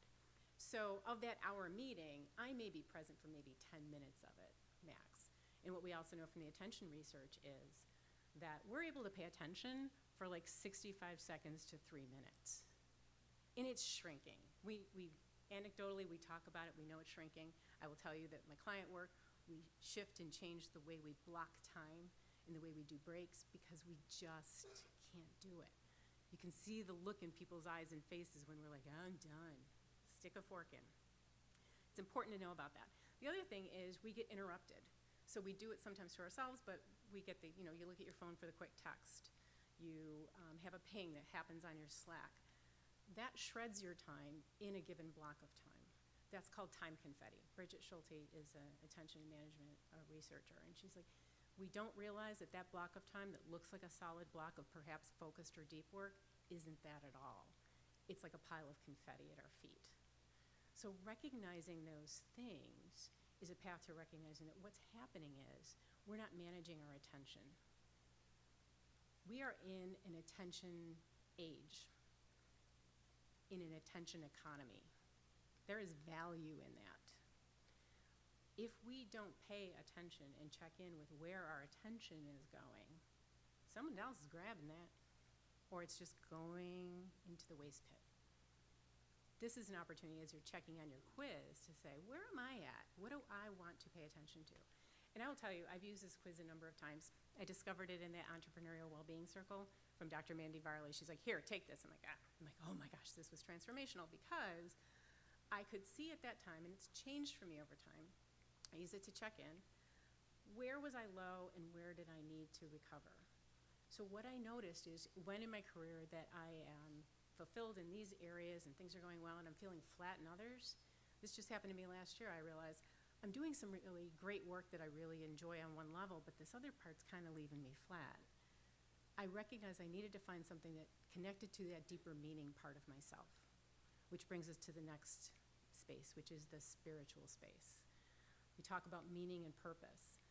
Doing a purpose statement, like Eva mentioned, is such a great idea. And coming back to that, because that will remind you about the things that motivate you and what your values are. It'll help you live in line with that. And when you can connect to that, even in some small way, it helps bring your energy up. We're constantly in this space of dealing with a battery that goes up and down, or maybe it's like a slider scale, it goes back and forth during the day or during the weeks and the years. But to check in with yourself and say, okay, so where am I low, where am I high, and how do I start to balance that out so I can find the energy and the enthusiasm for the projects that matter? That becomes really important. So, with that, so what? What I would like you to do is, again, turn to the person that you bonded with before and you got to know, and check in around, what are you noticing from your own energy quiz? Where are you noticing some strengths? Where are you noticing some areas of opportunity? Or what does this just get you thinking about? Or what questions? Or if you're like, there's a lot of nothing. What's going on with that? So I'm going to give you a couple minutes to do that, and then we're going to check back in, see how you're doing. Okay. Here's what I'm interested in finding out. Here's what I'm interested in finding out. Was there any wisdom in that for you? Yeah? Some nuggets? Anyone willing to share just a piece of wisdom? For yourself. We're not giving advice to other people. That has a short shelf life. Awesome, we got someone in the back. Hello. Hi. I was really happy to see, and I actually wrote it down, which I think it's hysterical, and noticing. So I was like, I didn't think that I'm emotionally okay, but apparently I am. Well, at least from my work part, and I do have a lot of gratitude. It kind of reminded me that I'm on the right track, because I'm sure everyone here has sometimes felt like, what am I doing? But I'm really happy to see that at least my emotions and spirits are in good shape. Yeah. That's awesome. So, which is great. That's great. Awesome. Well, just to discover that, to say, oh, wait a minute, what's the story I'm telling myself? Wait a minute, I'm doing some things to care for myself. Okay. Yeah, it's not as bad as I thought. Yeah. You got some opportunity in the other space. Great. Yeah. Over here. Hi. Hi. So I thought it was funny that my emotions, I had no check marks, but everything else was a disaster. I think professionally, as a woman, you're always told to kind of keep your emotions in check, and so to see that I'm doing that is great, but clearly I have some other work to do. Thank you for sharing that. And it's that space of going, hey, where are there other opportunities to care for myself and to tune into what I need? And what are some small ways that I might do that? Because it's not having the huge, big project with the audacious goals, but there are some small things, small ways to tune in. That's great. One more. Yeah, right in the middle. Well, I knew this was going to be a really interesting exercise. I expected to have check marks for everything, and I gave myself 14 and a half check marks. But what I found interesting is the two things that I didn't check off were the ones that were kind of external, so like taking care of other people. And so it wasn't surprising to me that I do prioritize taking care of other people, but just the visual reminder that I should also take care of myself. Yeah. It gets back to that, it's well worn. It's that, put your oxygen mask on first, but often we don't, right? And we're thinking about others, but thinking about, so how am I showing up to that? What's important for me and how am I showing up for me in that space? Because that's part of the experience that I'm creating for others. Sometimes, like, we are taking care of each other so aggressively and taking care of others so aggressively, we're kind of aggressive about it, and they're like, you need to back off. You're having a moment. The times in my life where I've been like, I'm good, I'm keeping it together. People are like, you don't look so good. And I'm like, what do you mean? You angry? I'm not angry. Oh yeah, you look angry. I look in the mirror, I'm like, oh my God, I look so angry.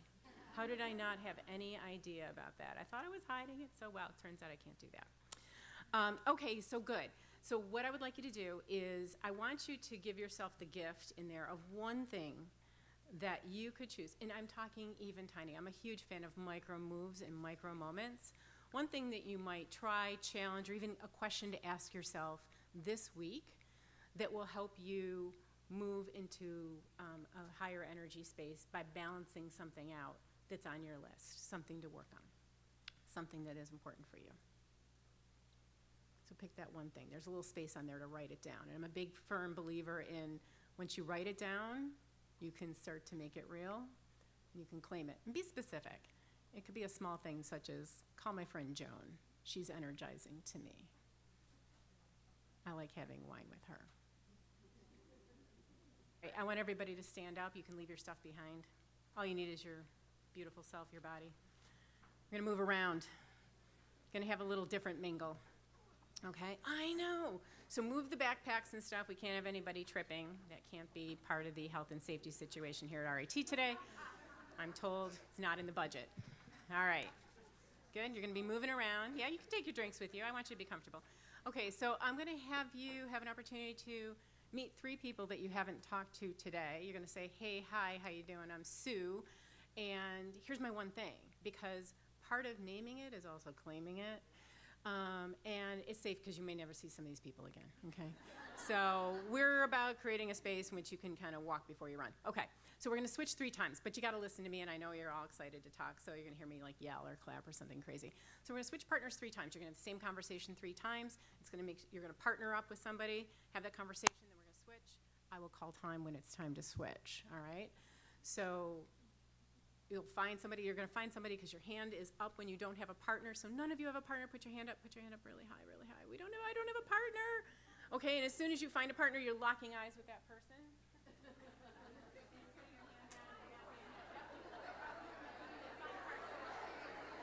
Find your first partner. You have 2 minutes. What's your one thing? 2 minutes. Good. Someone said good. It felt good. Energizing. Good. Excellent. Yeah. Creative.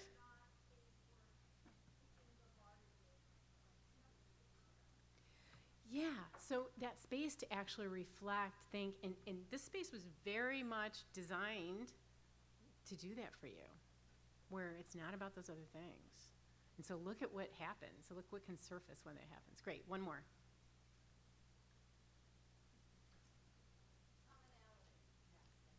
Some commonality, great, awesome.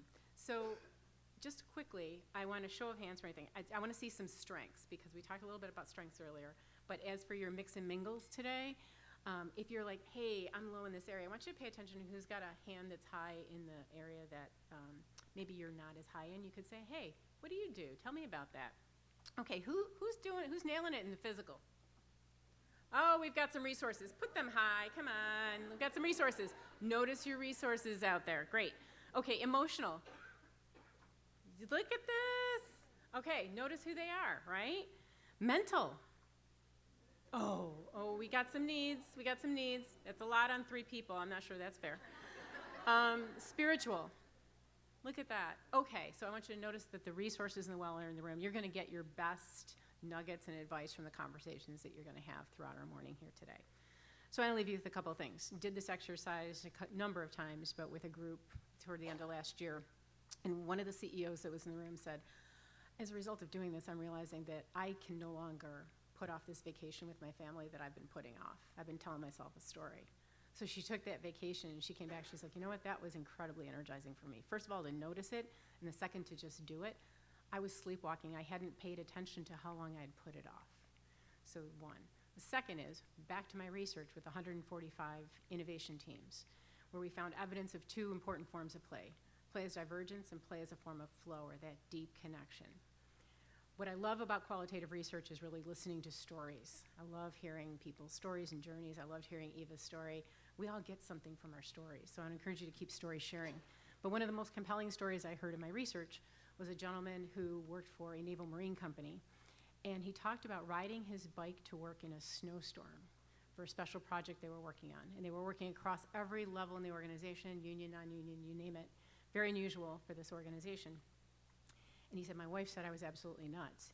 But it was such an important project, and it was, it was hard. It was at the edge of my comfort zone and edge of all of our comfort. None of us had ever done this before.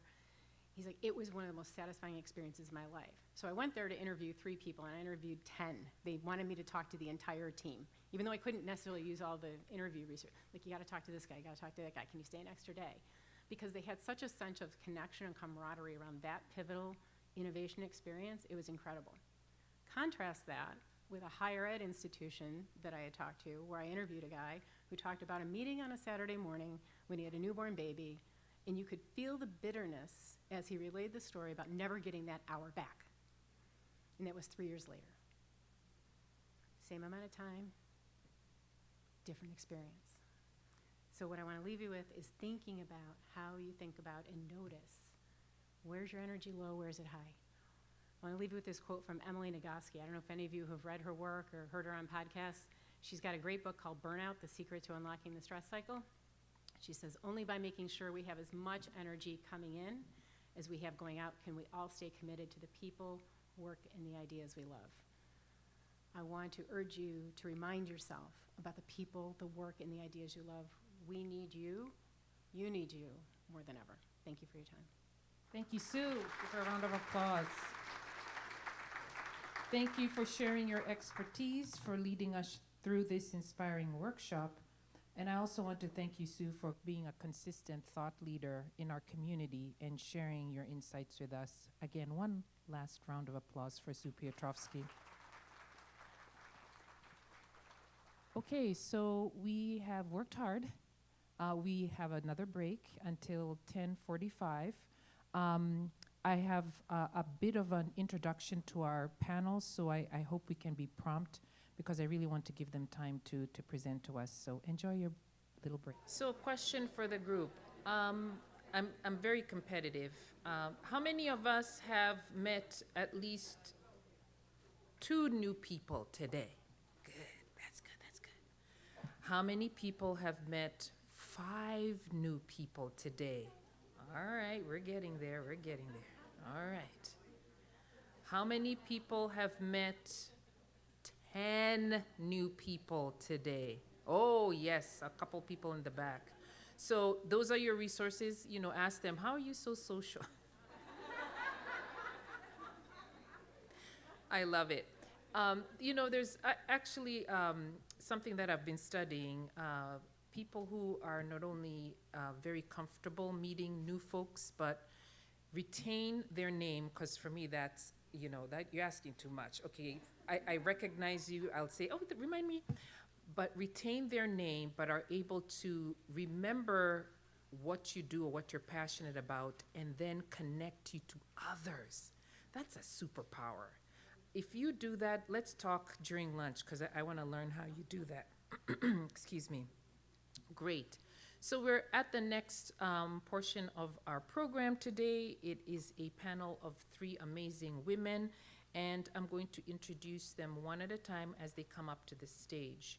After their introductions, we'll have a chance for us to ask questions. I have a few prepared questions, and after they exhaust those if we can, and there's time, we will have some questions from the audience, from you. So I'm really excited today because I feel that panels can give us an insight on the off-the-cuff type of remarks from folks, and we can get a true essence of really what's on the top of their minds. So this is an exciting opportunity for us to meet these three women.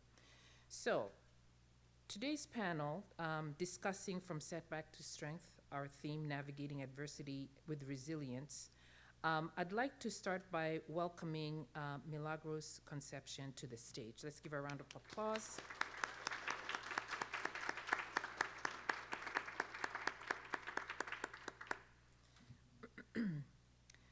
Milagros Concepcion is the controller and assistant treasurer here at RIT.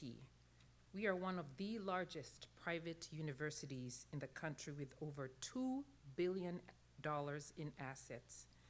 She's also a proud alumna and received her bachelor's degree in economics and a master's degree in business administration from RIT, from here. Her 30-year career in finance and accounting spans the financial services industry, a for-profit online cooperation, and 25 years in higher education in a sequence of progressively broader roles. A native of Puerto Rico, Milagros is the first person in her family to attend college. Let's give her a round of applause for that. First gen. She's passionate about the role of education as a powerful gateway to life-changing opportunities. Her work here is meaningful because it allows her to connect with students who are vibrant, energetic, and full of good ideas. Milagros also contributes to her community in a variety of ways, including board service. She has served on the board of the St. John's and the United Way Community Impact Cabinet. She's a current board member at Delphi Rise and Ibero. Welcome, Milagros. Next, I would like to invite Shayla Scott to join us.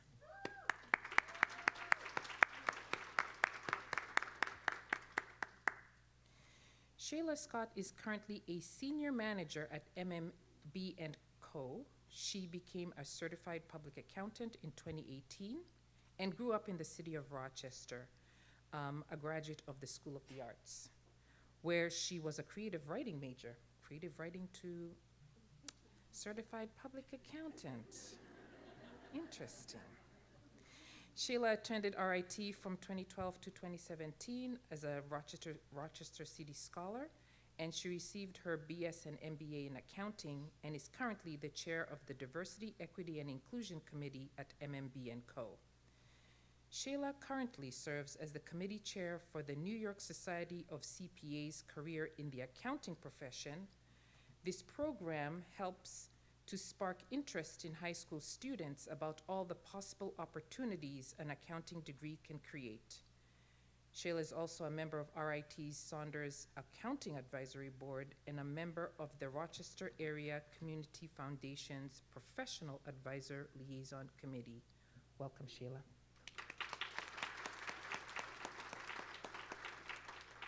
Let's welcome our other panelist, Heather Smith. Please come to the podium. Thank you. Heather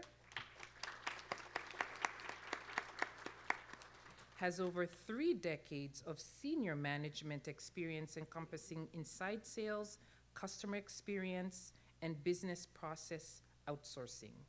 She began her professional career at Unisys, where she led global inside sales and led to her experience at Xerox, where she initially worked with the inside sales team and later assumed responsibility for the North America Customer Care Outsourcing Organization of over 35,000 employees following the acquisition of ACS, a large BPO provider.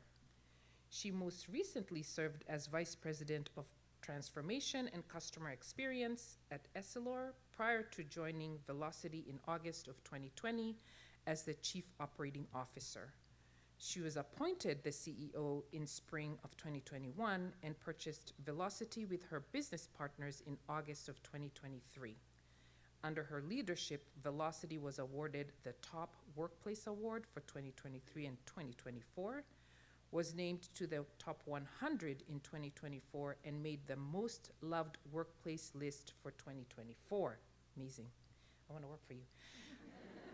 Outside of work, Heather currently serves as the board president for the Rochester Rotary Charitable Trust, another Rotarian, and as an advisory board member for the Mercy University Women's Leadership Program. Let's welcome our panelists today.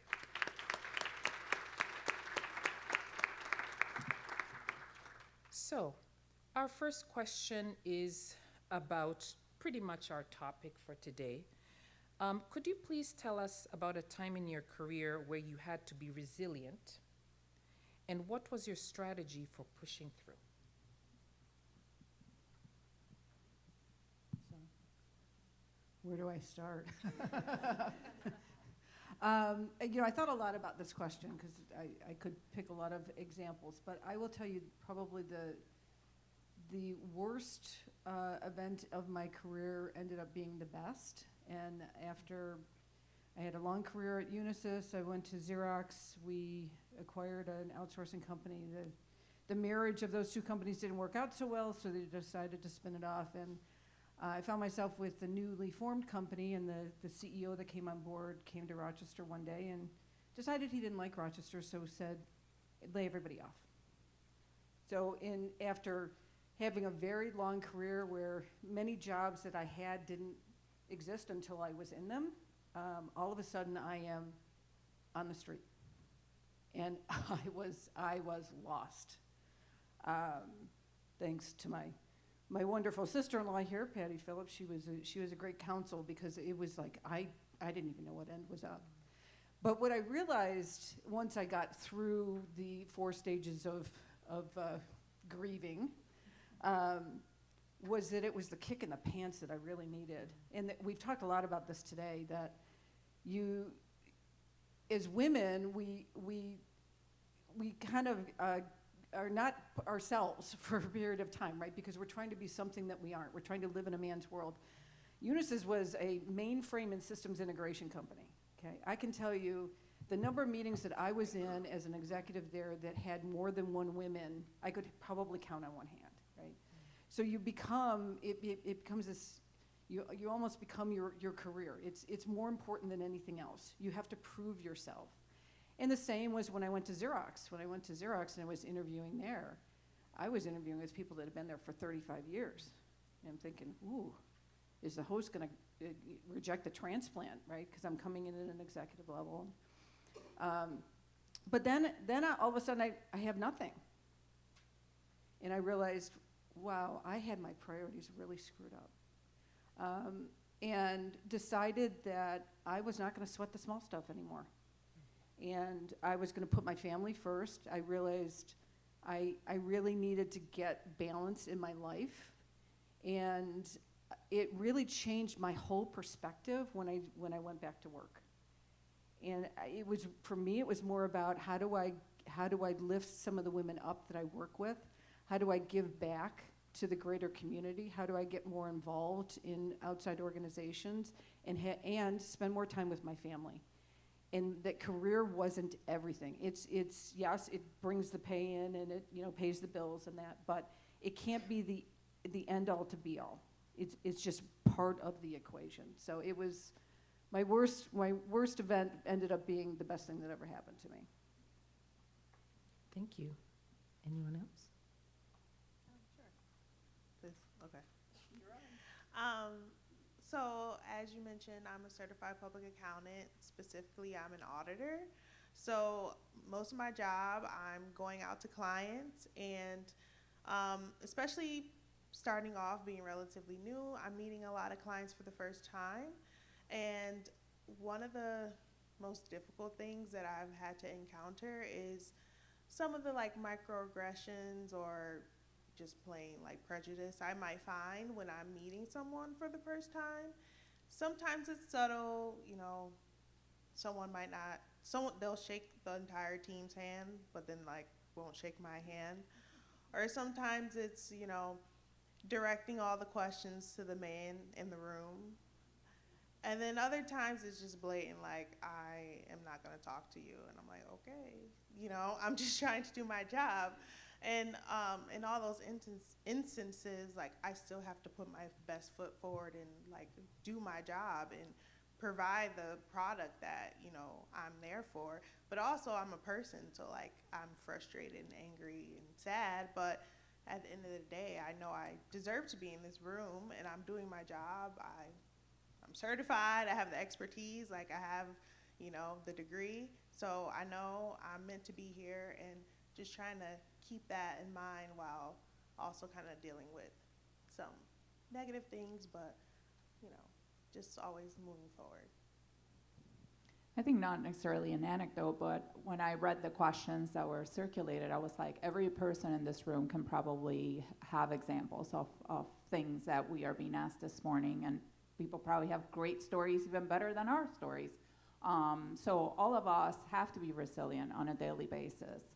And I think that what's was very impactful and what's really moved me about this morning is that, you know, every story that I hear, starting from Eva and, you know, all the people that I met through the exercises from Sue, it's like it's a real demonstration of resistance and resilience and moving forward. So I'm really honored to be here today, and I think, you know, as much as we're here to share our stories, all of you have incredible stories and powerful stories, which I've really loved hearing this morning. Thank you. So I'm going to jump to the third question because I think it's related, about preconceived impressions. I think many of us have experienced being in a space, just like Eva talked about her experience, being in a space where you have to overcome preconceived impressions of your abilities and strengths related to your roles. How do you deal with that? I'd like to take that one, if you don't mind. I had a very kind of boring story that involved a copier, and then I heard Eva this morning. I was like, this one's for Eva. I went to RIT for electrical engineering, and I completed 3 years, and then on my final year, switched to economics and got a bachelor's degree in economics. So at heart, I'm an electrical engineer. I completed all my co-ops in electrical engineering.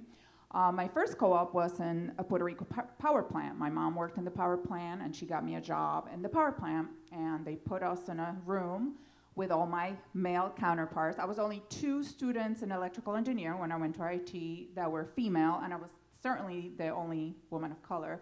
So the team projects, all the men, boys, just didn't want to be paired with us. So oftentimes just the 2 female students formed a group and did all the work that teams of 5 students, 5 male students did together because we don't want to be with you. So I go to my first co-op job, and I'm very excited, and I've been in the power plant my whole life because my mom was a secretary there. And I'm in this room, and I'm talking to all these other engineering students, and they're like, oh, yeah, I got a C on a good day. And, you know, here I am. I'm like, I have all A's. I'm so... So then they walk in, and they have, like, piles of hats and steel-toe boots, and I'm so excited. I'm like, oh, I cannot wait to put that on and go to the plant and do all these things that I've been learning about. So everybody gets their stuff except for me. So I'm standing here all by myself, and they're like, oh, we have a special assignment for you. And I was like, wow, that doesn't sound very good because I don't see a hard hat for me and I don't see steel toe boots for me. This is going to be a problem. So, of course, they said, well, we just purchased this database system and we need someone to input all the plants or the parts that are used in the plant. We need someone to data enter them into this database. So that is your special assignment. So I said, I mean, I was probably like 19 or 20, so I went off, and my mom is like, oh, honey, you came to visit, it's so sweet. And the executive director of the plant comes out, and he says, Milagros, how's it going? I said, I quit. He said, what do you mean you quit? You haven't even started. I said, I quit my job. He's like, why? I said, I am not doing data entry. I came here, I'm smarter than all those kids. I got all A's in my classes. I want a real engineer job. And then I stormed out. And my mom is like, she's like, oh, honey, did you skip breakfast this morning? So the next day, I get a call, and they said, we have a job for you. And he had said to me, well, we just simply don't have women steel-toe boots. We don't have any women engineer on the plants. I said, good for you, I'm a size 11. So any 9.5 men boot will fit this feet. So my special job, it was still female gender role. I was an instructor at a lineman school. These were 30 young men. There were no females there, nor the other instructors were all male. And they were trained to be linemen. And I taught circuits and principles of electricity. And then the coolest part of my job was I got to go up into the cherry picker, and I would watch them repair lines. And my job was to help them not get electrocuted. All this was not real. So I was like, okay, this is a decent compromise. I get the steel-toe boots, I get the hard hat. It's still a teacher role, but I still get to do engineering things. So I can live with this. My mom was like probably hugely relieved, because she's like, oh my gosh, I really need to make sure she eats breakfast in the morning, because otherwise bad things happen. So when I first arrived at the lineman school, as I'm sure you can imagine, it was a very young man, and I get there, and they're like, where's this girl now? It was one of the male engineers who said, if you want to live, you will listen to her. If you want to get electrocuted on your first assignment, when we just had a hurricane, we have lines down in the whole island, then you have the luxury not to listen to her. So ultimately, it was an incredibly rewarding experience. By the end of the experience, they really knew, like, this girl knows her stuff. We better listen to her. I would be like, you would be dead now, because you mix this one with this one, that doesn't go. So, it was a time where I was underestimated. I fared worse off than my counterparts for no good reason whatsoever. I persevered, because that's what you do. And I ended up, compromising a little. They thought, oh, we'll give the girl the teacher job. That's okay. But I still got to do amazing things. I still got to meet incredible people. And my sister worked at the plant many more years after me. And she said, one of the linemen, he says, you tell your sister that there has been so many times she saved my life in my career, because I was always thinking, don't mix that one with that one, you'll be dead. So ultimately, I made a big difference, and I really believe in education, so it was really a powerful experience.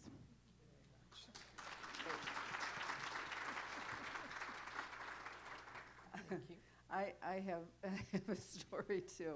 I don't think I'm not as good a storyteller as she is, though. So this was, I made my first vice president role, and our company was headquartered outside of Philadelphia, and myself and the financial controller, who was a male, who worked for me, we traveled down for a meeting, and we're with the head of procurement. And very quickly in the meeting, I realized, the procurement guy is asking questions, and I'm answering them, but he's looking at my financial controller and then asking him the question, and then I would answer it. And I could have like had a tantrum, right? I could have said, wait a minute. I just kept it going like this, got up, went to the ladies' room, came back, and all of a sudden he's looking me in the eye. And he's actually conversing with me. So I said to Jay, my controller, when we took a break, I said, so what happened when I was in the ladies' room? And he said, well, Tom leaned over and he said, so she works for you? He says, no, I work for her. Directly? Yeah. And who does she work for? Well, she works for the president. Directly? Yeah. And all of a sudden he would talk to me, but I think he really thought I was the secretary. I was there to take notes, right? But it was one of those situations where I could have handled it one of two ways. I just kept answering the questions because I was the one with the knowledge, and I was going to be damned if I was going to let this guy get under my skin. Right? It's sooner or later he's going to figure it out, right? And he did. So that's one of those stories, yeah. So our next question is about having it all or doing it all. And I've heard you can have it all, just not everything at once. What does this mean to you? And how do you manage this? So I was telling these ladies I'm struggling. I'm struggling with this. Given your bio, I can understand why. You're doing like gazillion things. Thanks. So yeah, when we took the survey, I was like, wow, all these emotions section, like I'm checking the box for all of these. I feel like that quote is saying, it's all about work-life balance, I believe.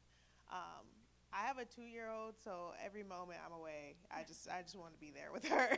So I feel a lot of mom guilt, but I still want to advance in my career, and I love giving back to the community. I do a lot of outreach with the high schools in the local area. And then I also want to be a present mom, a great wife, a good daughter, a good friend. I like to bake. There's just so much that I want to do, and there's only 24 hours in a day. Beyonce does it. I don't know how, but I'm looking for all the tips. So that's what I think that quote is saying, and I'm working on it. Yeah, I saw a recent, my daughter calls them fake TikToks, which is the Instagram Reels. So I saw a funny one where this comedian who I really love, she said, I'm a successful comedian, I'm doing so great, but I would be even better if I just had a wife. And I think, we all put so much pressure on ourselves to be so many things. I gave this question a lot of thought, actually, and I think, particularly a couple of things. One, that work-life balance looks very different for everybody. So it really depends on what's important to you, but it's based on who you are. So it could be that, it's really important to you to have dinner with your family. So you walk out the door at 5 o'clock and you go have dinner with your family. That is what keeps you grounded, what keeps you going. And that's what you have to go after. It might be really important and meaningful to you at this point in your career to do a real great job with this one very special project at work. So you stay late a few nights to do that, and that is important to you. But I think what it all goes back to is, what are your values? So I thought about my everyday, because I walk in and I have, a lot of things to do. The controller's office at our IT has 122 employees. We're a very large and complex organization. The university is. So I start with what's important to me. What are my values? What am I here for? So I look at everything I have to do. If there's anything related to a student, that will come first. So a parent is upset, a student is angry, someone doesn't understand why something changed in their account, or anything that has to do with a student. So a student didn't get their paycheck, everything will come second. That will always come first. Then in no ranking order, because it's too hard to choose, then it's my people, Someone had a tragedy in their family, I need to reach out to them. Someone's going through a difficult thing, someone had a bad diagnosis, that comes next. And, how do I make sure the team feels empowered and reinforced in light of what has happened? And then you start going down the line. And I think for each of us, making that list of what is important to you because it resonates with your values and it resonates with your priorities. If my son calls, he's deployed in Africa right now. If my son calls in Africa, I'm in a meeting with very important people, I'll be like, I have to go because that's what's most important to me. So it's ranking things in the order that are most meaningful and actually align with your life goals and who you are as a person. And that you can feel good at the end of the day. Yeah, maybe you didn't get to everything. And you could beat yourself up for it, but did you get to the things that truly matter? Did you answer your son's phone call? Did you help this family who was, had a problem? Did you talk to this employee whose family member, had an issue? Those are the things that are important. So when I go home, I'm like, it's okay. It's okay I didn't do these other 5 things. I did the things that were important, and tomorrow will be a new day. Yeah, I agree with you, and I think also what that looks like depends on not only your values, but kind of where you are in life, right? I know early in my career, and like many women, I'm older than these guys, you know, I felt like I had to be superwoman, right? I had to be mom, I had to clean the house, I had to take care of the bills, I had to work a full-time job. I had to figure out, it was my job to go figure out how to do all of those things and try not to drop a ball, right? And it wasn't until I took on this job at Xerox and my travel schedule was going to start going a little crazy. And my husband looked at me and said, you know what? And our son, who's ADHD, really needed some extra attention. He said, you know what? I think it's time for me to be a stay-at-home dad.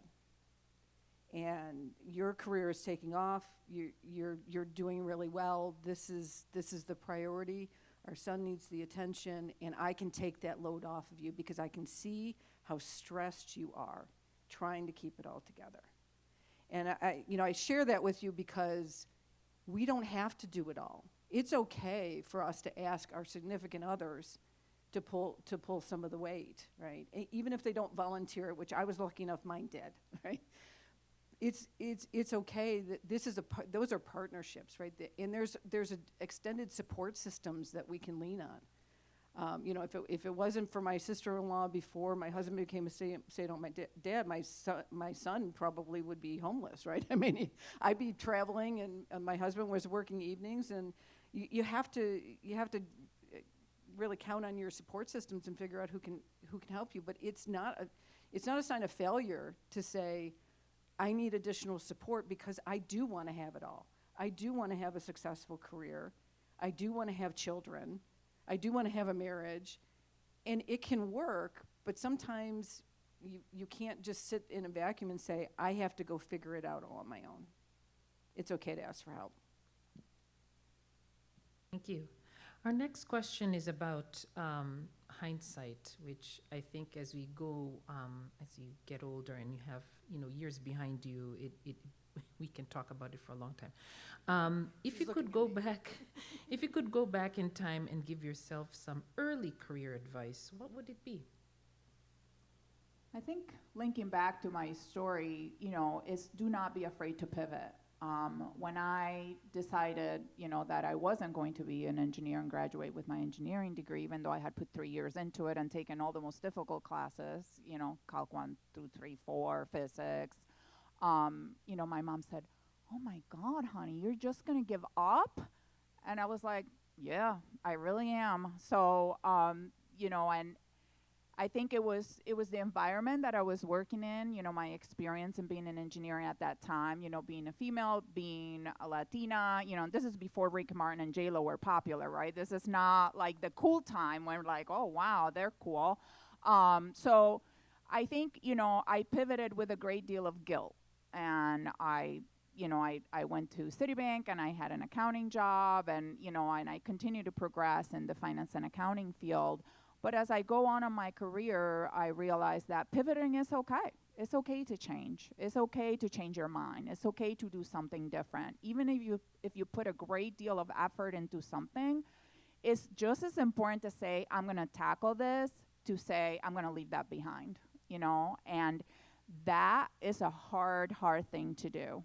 So when you feel like this no longer serves you, or you're just not ready for it, or you just don't want to, I think certainly women engineers today stand on the shoulders of all the women who stayed behind and fought the good fight. And I did something different, but what I've done, I've really enjoyed so thoroughly, and I feel like I've made such a big difference, not just in my community, but here at RIT. I've gotten to know so many incredible students, an incredible faculty and staff. I wouldn't give up what I gained from the pivot for absolutely anything. So don't be afraid to pivot. Don't be afraid to change. Leave behind those things that you're just not ready for. And maybe someone else is and you're not. That doesn't make you any less so. Yeah, I would say, I love this question, by the way. I would say recognize that you will never perfect everything. And be looking for people who will give you honest feedback, whether that's, it can be inside your organization that you work in, but also outside. But somebody who isn't going to sugarcoat it and tell you everything is coming up roses, you know, if you blew that meeting, you want somebody to tell you you blew that meeting, or this is the way you made people feel in that meeting. And you need to be open to that feedback, because if you get to the point where you say, I've arrived, I got it all figured out, it's time to look in the mirror, because you're deluding yourself, right? I learn every day. I learn from other people, different perspectives, and I think that is just, I wish I'd done that earlier in my career, because I think that having that confidant who can just lay it on the line and doesn't have to worry about how it comes across is so important. I think for me, I definitely wish I would have started a little earlier, is like working on networking. Definitely in college, for sure. I feel like I was just so focused on, like, you know, getting the good grades, getting the degree, getting out, you know.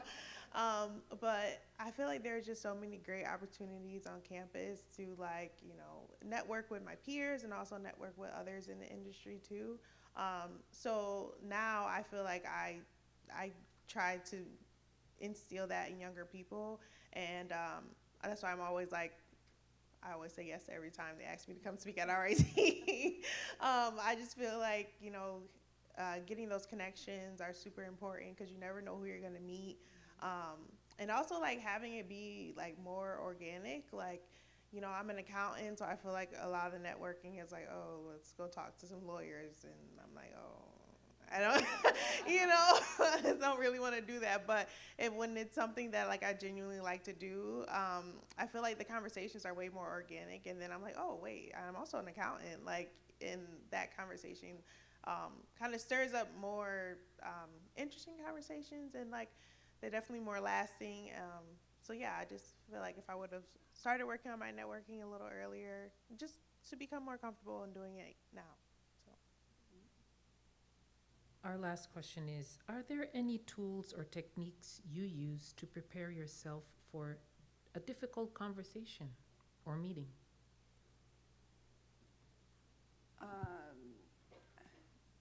For me, it's all about open, honest communication, and that's what for the teams that I've run, that has been my mantra from day one. Is first of all, excuse my language, nobody wakes up and says, I'm going to do a shitty job today. I mean, well, there may be some. I've probably run across a couple, but for the most part, you know, people don't wake up and say, I don't want to do a good job today. So if something has happened, and you kind of have to have a bigger conversation to understand, is something contributing to that? Is there another factor that we need to talk about other than the fact that you're not performing? And I think that's, if I instill anything in the people that work for me, it's have an open, honest conversation, person to person. And at the end of the day, it may still mean that they get a warning for performance, but at least they feel like you were treating them like a human being, and wanting to know whether there are other factors that needed to go into account in that conversation.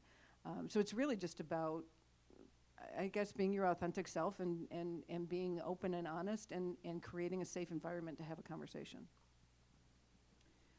This is something I've worked on for many, many years.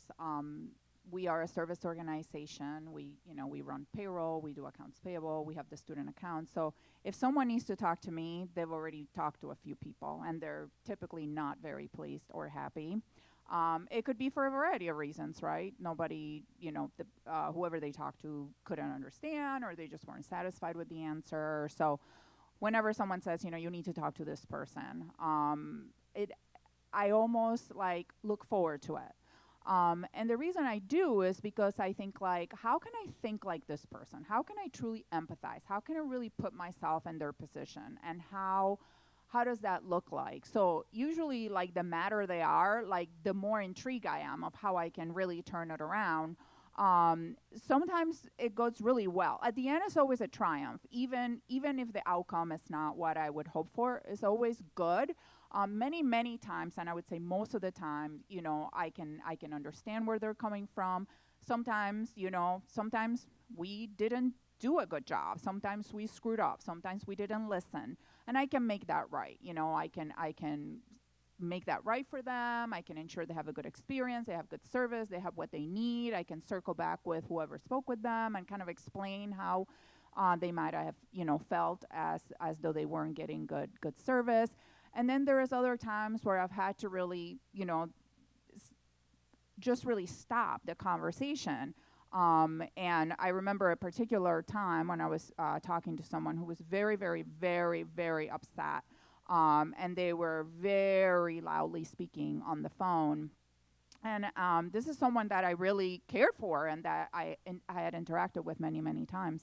And I said, I want to stop you for a second, and I want to say this to you. I'm going to hang up the phone. I need to hang up the phone, and I don't want it to be abrupt. So I want you to be prepared, and I want you to call me back when you're ready to talk, because I can't talk to you right now, and I don't want to disrespect you by hanging up, but I do want you to understand. And, the person proceeded to really scream, like, some more, so I did hang up the phone because I had warned them. And then, a few days later, they said, I was so wrong. I went home and I told my spouse what I had done, and she was horrified. She said, "Oh my gosh, you said all those things?" And he said, "Yes, I did." And he says, "I need to apologize." And we then had the conversation. So I think it's good to have boundaries when you're having those conversations. Once you've done everything, if you can make progress, to really find a space and time to make progress on the conversation, and to just really be humble and try to listen and try to understand where the person is coming from, like, really genuinely. And that is really hard to do because you want to defend yourself, your organization, your people. But that's really important, and I think you make most progress when you're ready to do that.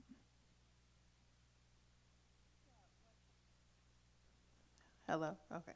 When I heard this question, as a senior manager, I work with various different teams, and like a big part of my job is giving my team members feedback on like how they perform during an engagement. And that can always be difficult because if you have constructive criticism to give, you're going to work with them again. So you don't want to say anything that may not be received well, and that might damage the relationship you have with them, because you want to enjoy working with them because you have to see them again. But one thing for me, kind of back to my creative writing talents, I write everything. So if I'm preparing for this conversation, I'm probably writing verbatim what I think I'm going to say. Whether it comes out that way, who knows? But that always kind of helps me feel a little settled. Like, at least I know what my talking points will be for this. And then another thing I try to do is I try to do it in the mirror, because I can say the thing, but sometimes it's face. It says you have to fix your face. absolutely, absolutely. I'm like, saying the right words, but my face is like, girl. So those are definitely my tips when it comes for a difficult conversation, because I could be like, oh, I killed it, I said the right thing, and then I'll get out the meeting and they're like, I saw your face on that Zoom call, and I'm like, okay, sorry. So yeah, writing it down and then look in the mirror. Thank you very much. I'm just going to comment on the last point. You have good colleagues when during a meeting or during a Zoom you get a text, fix your face. So important, because you want them to hear your words versus, looking at your reaction, and you want them to receive the message. So before we move on to the question and answer portion from the group, let's give a hand to Heather, Shayla, and Milagros.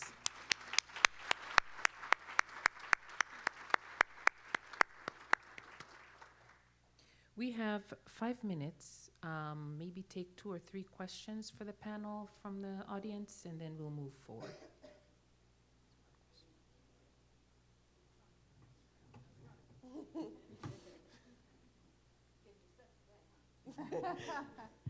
Hello.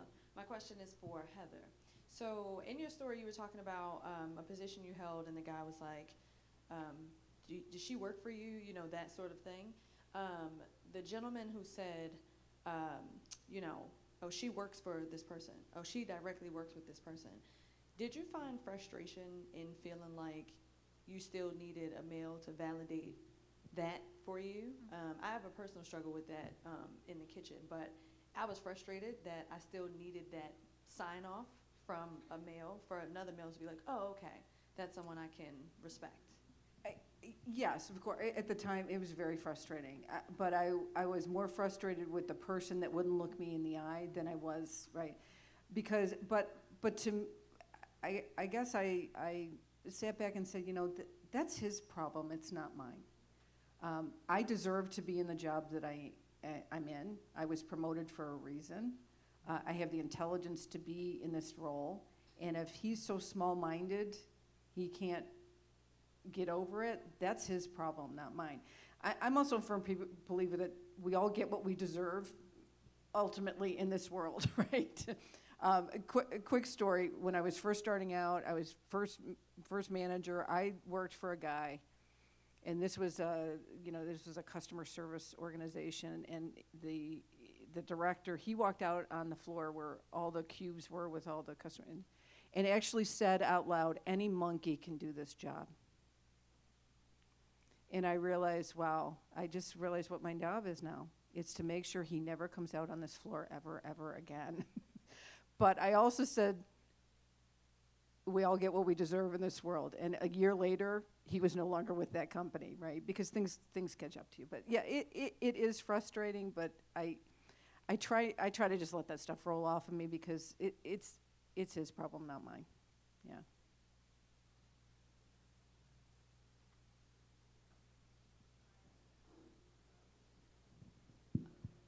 Hello?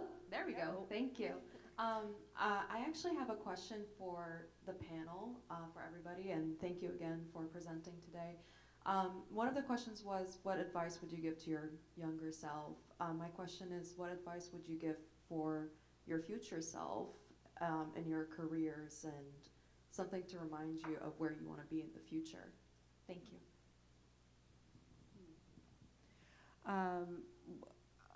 I'll go back to a conversation I was having during Sue's exercise. I think one of the things that I've been really bad at is actually planning to take vacations. And it's part of the whole balance discussion, right? Because I'm one of these people like, well, okay, but we got to wait for this to happen, and then we got to see the decision on this, and oh, is this going to be a good time? And what if this? What if that? Or what if that? And I realized recently, life is too short, and screw it, I'm booking the cruise, right? Because you just don't know. One of the cathartic moments recently is my main business partner, his wife was driving home from work. She was a doctor and got hit. A 20-something blew through a stop sign, hit her head on. And she ended up with 14 broken bones throughout her body, concussion, a leaking carotid artery. And in an instant, her life changed because she can no longer do surgeries. She had to close her practice. And she has months and months and months of rehabilitation. And it was just one of those wake-up calls like, wow, that was a second. 1 second, and her entire life changed.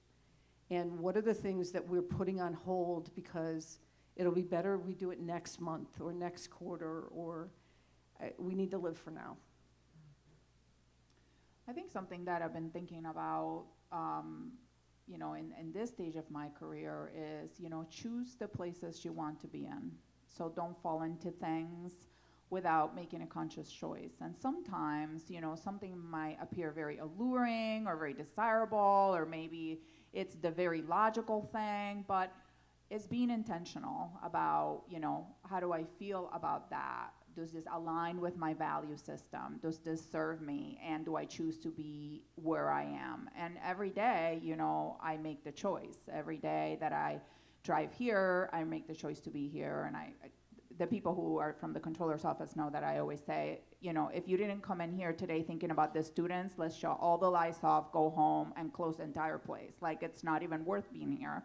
So always really reflect and be intentional. You're somewhere because you want to be, because it means a lot to you, and because it builds you up. If you're in a place that doesn't do that, perhaps it's time, back to the first answer, which is perhaps it's time to pivot.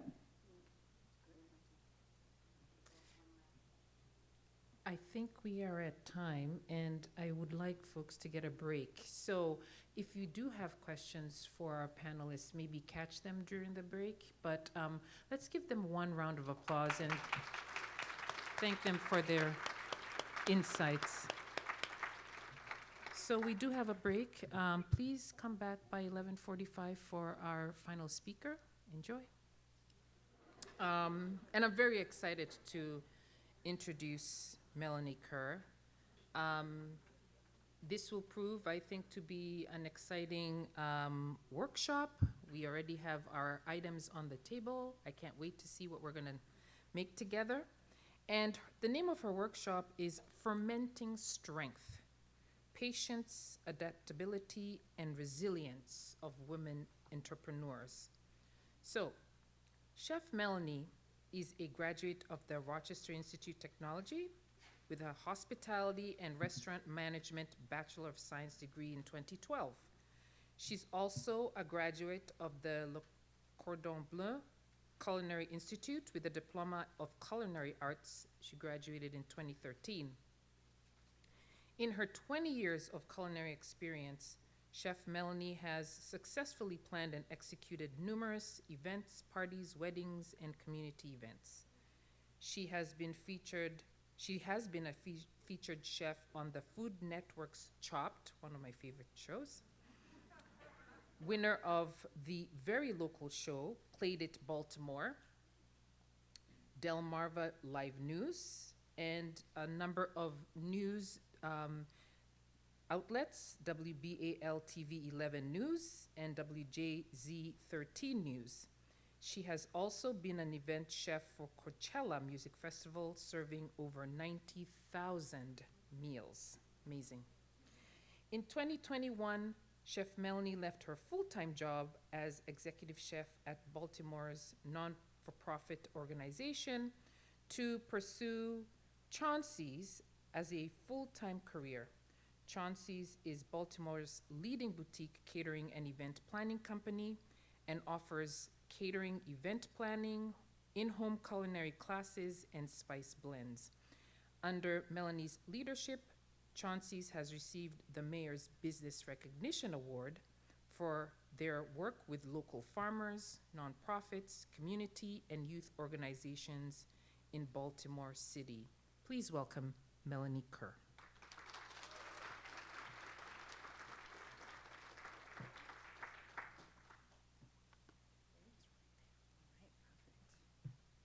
How we doing, guys? It's been a day. I'm going to introduce a motion because I'm used to moving around a lot, being in the kitchen, so long format sitting does not work well for me. So I'm going to move around a little bit. Thank you for that great introduction. I always feel like once I hear my intro, I have to be somebody. So thanks for not putting any pressure on me. I have to say, I have thoroughly enjoyed every person that has got up here and spoken today. So many things that I can relate to and resonate with as a woman who has a career, as a mom, as a business owner, all these things. So what stands out to me as a great story to tell about resilience is my experience with catering at Coachella. So I'm going to start from the top. I'm going to try to paint you guys a picture and just bear with me. It'll be fun, I promise. Okay, so it's 2013.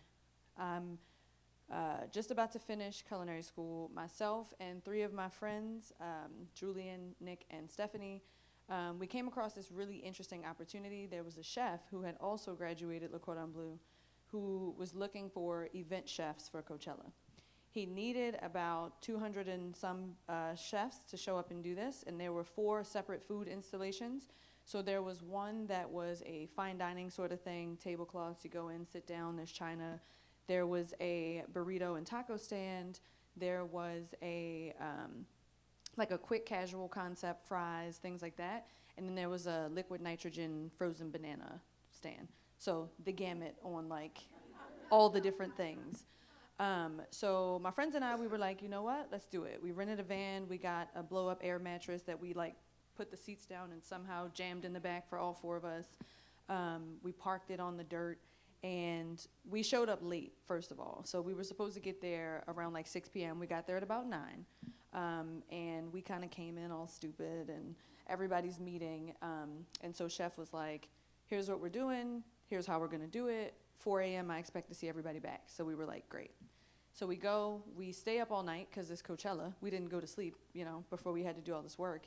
And so we get back the next day, and it is 19 hours straight of just prep work, serving, cleaning, prepping, like just that was the rotation. So that first day we were like, okay, we underestimated what this is. Like, let's go back, let's actually try to sleep. So we finished, I want to say at like, I don't know, 2 a.m., I don't know, but we were to be back at 4. So once we came back at 4, there was about 8 of us of the 200 and something people who had shown up. And of course, we're like, what are we gonna do? Like, how are we gonna do all this stuff? And so our chef and his sous were like, roll your sleeves up, we're about to have some fun. It wasn't fun, by the way. It was not fun. I'm talking like we were making gallons and gallons of like coleslaw dressing and dropping like hundreds of pounds of French fries and rolling all these burritos and like cleaning plates for the sit down that we have in the desert for some reason. That weekend also, like on top of all of this, there was a sandstorm. So like we had these bandanas across our face, and we're trying to safely make food in a sandstorm and all the craziness. On top of that, there's like hundreds of thousands or tens of thousands of people that are here, and they don't care what we're going through. They're like, but my California burrito though, like, I need that. So we got through that first weekend. We did not enjoy ourselves. There was a shower tent that I don't think any of us touched. I mean, we touched it, but we couldn't like luxuriously shower, right? There was sand everywhere. I don't think I've ever been that tired in my entire life. So we had an interesting proposition from the chef where, you know, we could do that first weekend and just be done, right? Like, you did it, thank you, go. But he was like, so who wants to do this again next weekend? And my 3 friends were like, no, I'm done, like, whatever. And I remember thinking, like, for all the tired, we were sitting in Denny's, like, just going over the weekend, and for how tired I was, for, like, how smelly we were, all the crap, I was like, but we did it. Like, that's the thing. Like, we actually did it. And now, because we've done it, we know how to do it again. So, like, why not come back? And it paid pretty decent for, like, you know, young people out of college. So I was like, why not? And they were like, well, if we, and I've kind of convinced everybody, like, no, we should come back. We'll do it again next weekend. So we go in, and we're expecting to suck. We're like, it's going to be the same thing, but it's fine. We already know. He's got a new batch of 200-some people. And as we're going over the brief, he's like, if you were here last week, stand up. And so we stand up. He's like, you guys are my managers now. You don't work more than 8 hours. You take these folks, you show them how to do it. When your shift is over, you go enjoy the concert. So like, what? I got paid to go to Coachella? This is crazy. And that's what we did. And he held us to it. He also had a hot tub out back of the kitchen, so that like when shifts were over, you could come kick it in the hot tub with the chef. And also, that's not as sketchy as it sounded. It played back, and I was like, wait. It was not that, okay? What it actually ended up being was like a moment to download and see our chef as a real person. It was an opportunity to pick his brain. He told me, I asked him, I'm like, how do you get to do this? Like, as one person, how did you get the contract to feed all these people never having done it before? What is that about? He told me 2 things. He was like, number 1, always play with somebody else's money. He's like, somebody else is going to pay you to do it. You let them pay for it, and you just figure it out. But he was like, every job I've ever had, I've figured out how they stay open before I leave. And I take that thing with me, and that's in my arsenal when I go and do things. So he had done ordering, you know, securing vendor relationships, hiring, large scale event planning. He took all these things from other places, found somebody else's money, and here we were. So I like to credit him with my own approach to many challenges of like, I don't know how to do it, but I know things, and I'm gonna do it. The workshop that we're gonna do today, I haven't done this workshop in this format, but we're gonna do it, and it's gonna get done. So resilience, I think, from that story comes down to mental toughness and a decision that you can. Once you say, instead of saying like, oh, this is hard, this sucks, I can't, once you give your brain permission to open up to the possibility that you can, the rest of it just kind of falls in place. So that was Coachella. Some of the other things I feel like I want to highlight about just my journey here. So I'm going to go back. So I'm from Baltimore, and I came to RIT. I started out in civil engineering, which, weird, I know. My mom told me, like, you should try it. You never know. You might like it. Our very first field trip, 2 weeks in, we went to a rock quarry, and we were looking at aggregate materials, you know, the exciting world of rocks, and just didn't do it for me. I was like, no, this is not it. So I switched to interior design, which also was not for me because computer-aided drawing, God bless you if you can, not for me. I found the hospitality program, and I told my mom, I was like, I do kind of think I want to pursue a career in food. And she said, instead of going to culinary school, like focus on this hospitality thing because it's more of an umbrella. You'll have like food and restaurant and tourism and entertainment and all these different things. And that was probably the most solid advice that I've ever received in my career because it has made the difference. But I still wanted that culinary thing. So once I graduated RIT, I went out to California. Number one, for the weather, because I don't know how y'all do it. But also because the desire to want to learn more about food was just naturally there. So I leaned into that. And I spent some time working at House of Blues in Hollywood, House of Blues in San Diego, and we'd have still been in California had we not had our first baby, which brought us back home. So Heather, to your point about the support system around you making all the difference, because I am a woman who wants to have it all. I'm a person who's like, I can, I will, I'm going to. Realizing that you don't have to do it by yourself, realizing that the partner you choose makes all the difference in just how successful you can be, realizing that your community, your tribe, my grandmother, my mother, his grandmother, his mother, like the generational support is pivotal for success, particularly as a woman. So that's a little bit about my journey. We are going to get into a workshop in just a little bit here. That leans into our title, Fermenting Strength, Patience, and Adaptability, Resilience. So it's fitting that we end with me right before the food, because you guys are probably nice and hungry, so we're going to touch a little bit of food. But I love a great food metaphor, and I can't think of a more resilient food than like fermented food, like krauts and kimchis and things like that.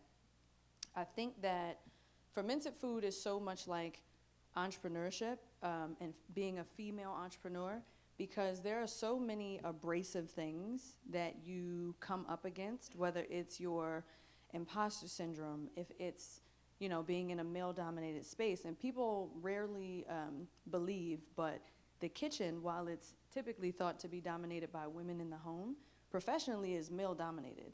And it is all egos and inappropriate jokes and like all the things that we've seen. The Bear did a great job at taking that and like really amplifying it. But it is all those things, and you have to have this tough skin, and you have these things that rub up against you and smudge you, and you're kind of forced into this less than ideal environment and expected to somehow like be okay. You're expected to like keep your emotions close. You're expected to not get offended. You're expected to outperform even though, you know, you're not given everything you need. So that, in a lot of ways, for me, is like fermented food. So your own potential, the thing that you want to do, your dream, that's the raw veg, right? That's the vegetables that go into that kraut. Beautiful, vibrant, full of water, not dehydrated. And then all those things that you go up against, your own self-doubt, that's that salt. That's that thing that's going to rub up against you and force out some of that that brine and that like I don't have a metaphor for this one, but I think you guys get the picture. And the main elements of fermentation and entrepreneurship are time, discipline, and patience. So as an entrepreneur, when you first step off the ledge, it's the scariest thing you will ever do. It took me 3 years to actually decide that I was going to start my own business. I was trying to run it alongside my full-time executive chef job, just thinking like, oh, I need this safe thing. I just need to stay safe. And to my husband's credit, hey. He had told me for years, he's like, you need to just do it, just do it, just do it. And I'm like, but this, but that, but the pandemic, but bills, like, So when you step off, you want everything to be right. You want to like line it all up and then take the step so that there's no discomfort and no stretch that needs to happen, but that's just not true. Also, the thing about time is that it's hard not to look around and compare yourself to other people who are doing the same thing that you're doing. There are some people who you might not feel like are doing it as well, but here they all are with all of this success and none of the passion and things that you have. But, you know, comparison is the thief of joy. So you have to kind of find your blinders, you know, and give yourself the time to really develop. You have to figure out what your standards are, right? This is the level I want to operate at, and I'm going to have integrity about that, and I'm not going to let convenience or some other person's success or, you know, insert thing here deter me from getting to this level of operation. It takes patience because I want to say I didn't turn a profit from my business for like the first 4 years. And that gets dire, right? You're looking around and you're like, but the paycheck though, but taxes, but bills, but I have kids, I need the money. Hold yourself to this thing and have that patience and just grind it out. And then the last thing is just discipline. Discipline. Like, I struggle with discipline. I'm not a rules person. I'm not a traditional, you know, person in any sense of the word. But doing the right thing and committing to doing it the right way and staying like solid in that is how you get to success. I don't think I've figured all things out. I don't think we're the top of anything just yet. But man, we've had a hell of a run and a lot to be proud of for those specific things. So in making our kraut, you know, time, patience, and discipline is what it's going to take. So I want to explain a little bit how our workshop is going to go. So we are making a seasonal kraut. Seasonal because it features things that are in season right now. So we have carrots, we have beets, we have ginger, we have garlic, we have apples, all things that are in season right now. And when paired together, bring a balance. You've got sweetness, you've got umami, you've got acidity, all the necessary things that develop the flavor. The process of making this is quite simple, but it is very cathartic, and in that as you sort of rub the salt into your raw vegetables, it's a release. So I like to imagine when I'm making this recipe that whatever thing is just causing me some discomfort, just rubbing up against me, just ripping into my flesh, you know, as salt tends to do, whatever thing is dehydrating me, draining me of my energy, I like to imagine that that is what I'm rubbing into this vegetable to help get that brine to come out. And the process is very simple. You just rub and you massage until the vegetables start to wilt a little bit, and you get a nice pool of brine down in the bottom. From there, we're going to transfer it to our vessel, and we're going to make sure that we have enough liquid so that it's submerged in there. And then we want to create an anaerobic environment. So we're going to take our little cabbage leaf that's in there. Forewarning, we don't have enough for each person, but I will provide a solution for how to manage that until you get home. But you take that cabbage leaf and you kind of press it down and you force any oxygen that's in there out. And now we have, or we get to the part that requires patience.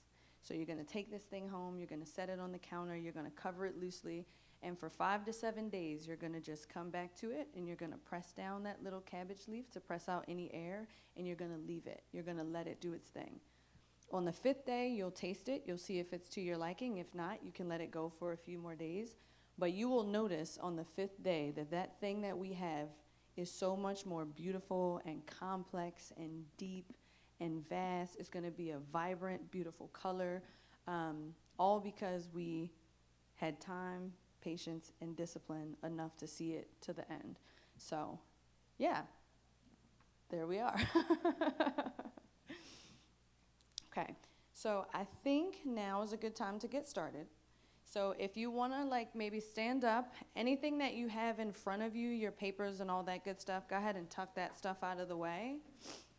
And then we're going to split our tables into 2 groups of 4. So we will be working together here.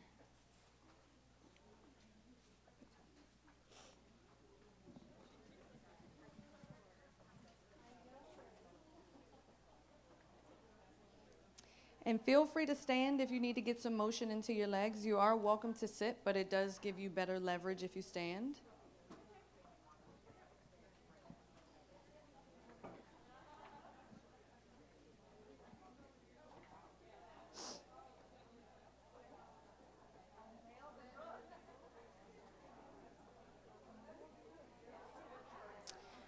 And once you're broken into your groups of 4 and ready to start, just throw your hand up so that I know when to get started. Visual cue, I got that from you. Okay.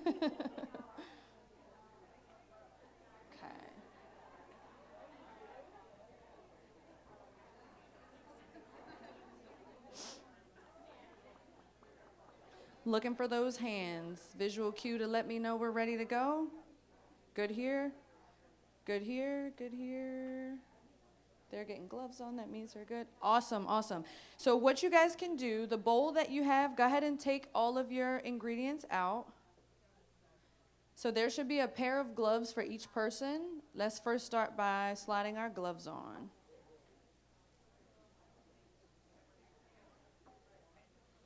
There are also recipe cards on your table. Feel free to grab one to follow along, but I will kind of just talk you through it, so it's not 100% necessary that you read over it. Thank you.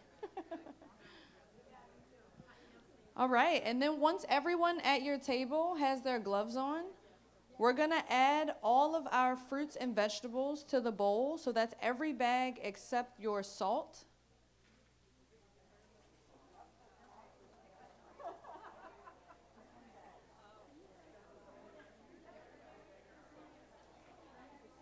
We should have beets and red cabbage and carrots and garlic and ginger.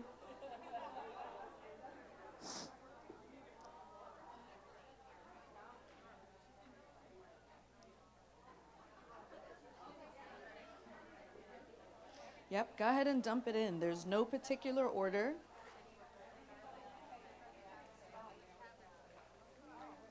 We can put the garlic and stuff in, Yes. just not the salt. Just not the salt. Everything except the salt.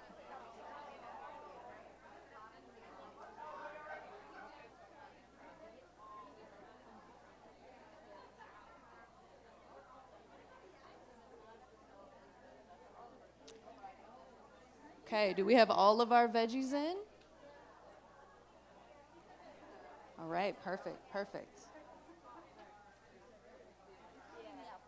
Yes, including the apples, yep.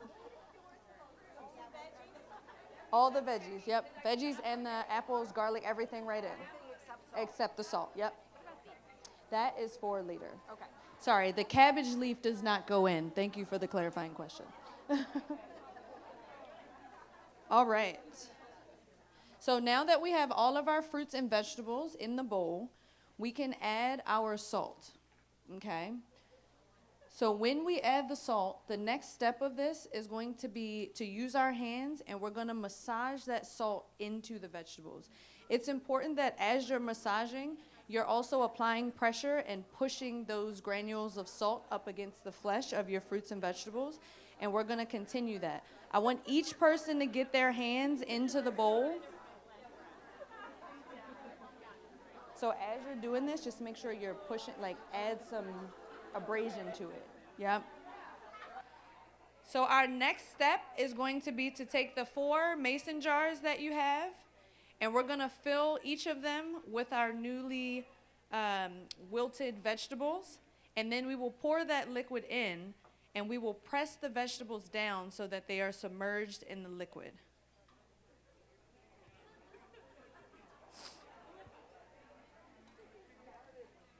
so fragrant up in here. Now we should have 4 very filled mason jars, 1 for each person. You should have wilted vegetables packed in there nice and tight, and there should be enough of that brine to submerge your veggies. If not, just keep pressing down. It will happen. So I'm going to go over just a few things, last steps on our fermented veggies.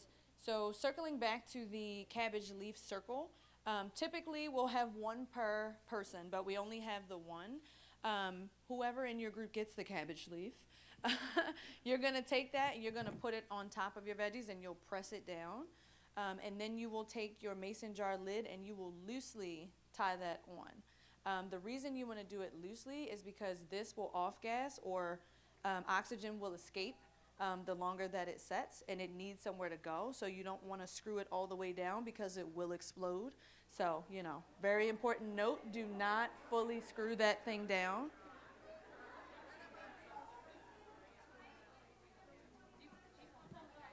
Okay, I didn't hear you. I'm so sorry. Can we get a microphone?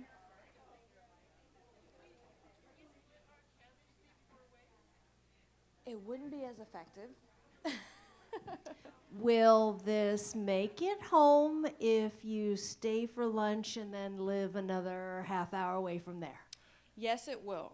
What I would It's not going to explode in my purse because the gases can't let put out. that top all the way on, it will not explode. What I will say that you want to be mindful of, though, is that because it's not screwed all the way on, there may be mess, right? So if we have more of these bags, or even better idea, if we have one of these cups that you can take from outside just to set your little jar in, that way if anything spills, you'll catch it. If you have white upholstery in your car, put it on the roof. I'm kidding. Yes, so for folks who don't have the cabbage leaf, what you're going to do, you're going to take your cheesecloth and you'll lay it gently across the top. You're going to screw that top on slightly, and then you can put the rubber band around it just to keep it in place. When you get home, very important step, when you get home, you're going to set this out on your counter because it needs to sit at room temperature for the next 5 to 7 days.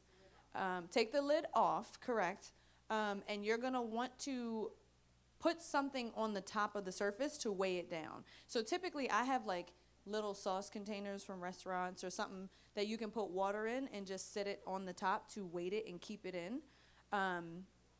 And each day, you're going to check on it. You're just going to press that down and make sure that any oxygen bubbles that you see are able to escape. Okay, so you're going to do that for the next 5 to 7 days on your counter at room temp with something on the top to weight it down and keep the veggies submerged. And then on the 5th day, you will taste it. If it's to your liking, which usually it is, then you can throw that cabbage leaf away. You can put the top on it and stick it in the fridge. If it's not to your liking, you can allow it to ferment further. If you want it to be more pungent, more tangy, you want your veggies to be completely soft instead of having a little bit of a crunch, that's totally up to you. But very important that it's at room temp, 5 to 7 days, loosely covered, and veggies are weighted down. Okay, are there any other questions on the fermentation of the veggies? So you can eat it with your hands, you can eat it with a fork. What we like to do on a, no, you can literally, it can go on anything. And I say that because like we have it in our fridge and we will literally like, that's why I answered you that way. But it goes on anything. You can have it over eggs with breakfast. You can have it over white rice. You can have it on a burger. We have on our menu a crispy cauliflower that we serve with brined vegetables, and we use the brine to season the cauliflower prior to breading and frying, and then it's served with the kraut like right on top. The thing about food is there's no wrong answer. If you like it, eat it that way, like for real. So you can eat it however you'd like. Yeah. Any other questions about the process?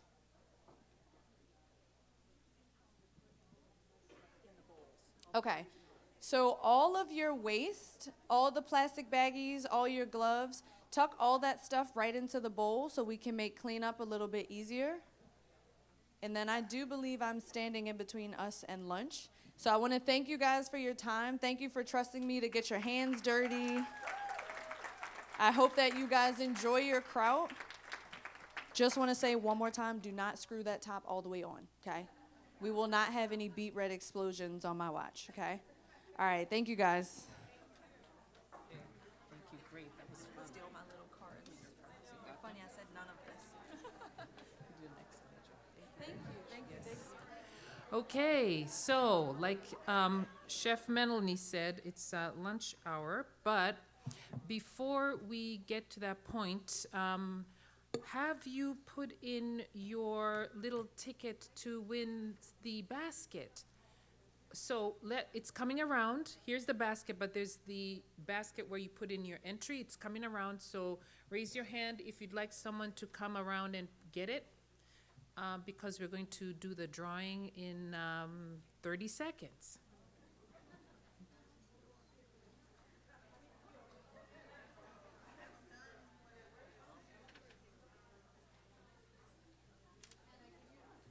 Wasn't that workshop amazing? I like to get my hands dirty.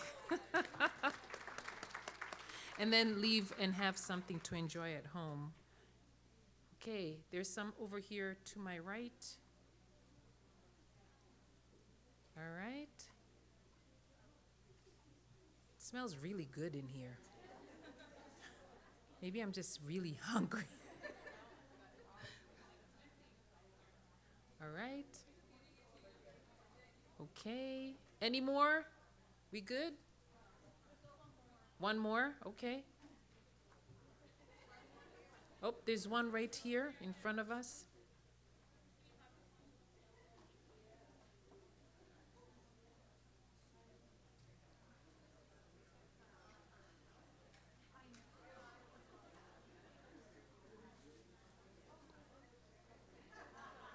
Thank you. Okay. You want to mix it up? Mix it up, mix it up. Thank you. Oop, one fell. Okay. All right. Okay. You know what? I'm going to ask Chef Melanie to pick the one. She was last. Don't pick yourself.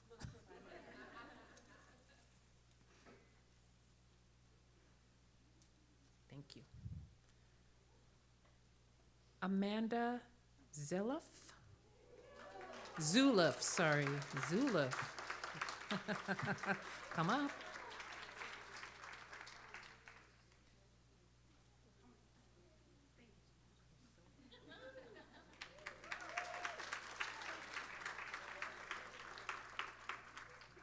All right, so thank you to all of you for coming, and just to give ourselves a round of applause for taking this time for ourselves, for investing in time for ourselves, for honoring our professional development, for honoring the women in the room, for those of us who came with coworkers. It's always so inspiring to take that also to the coworkers who could not be here today and share some of the lessons that we had. And we're going to continue networking at lunch, right?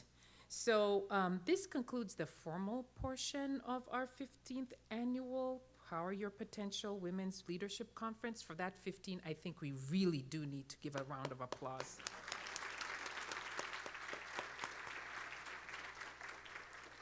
We hope that you leave today feeling encouraged and invigorated. I definitely have. Being in your presence, learning some new things, feeling like my well is full. And for those of you continuing on to our Women's Weekend, we will see you again tomorrow for our Women's Leadership Summit. For all of you, we hope to see you again next year. Thank you.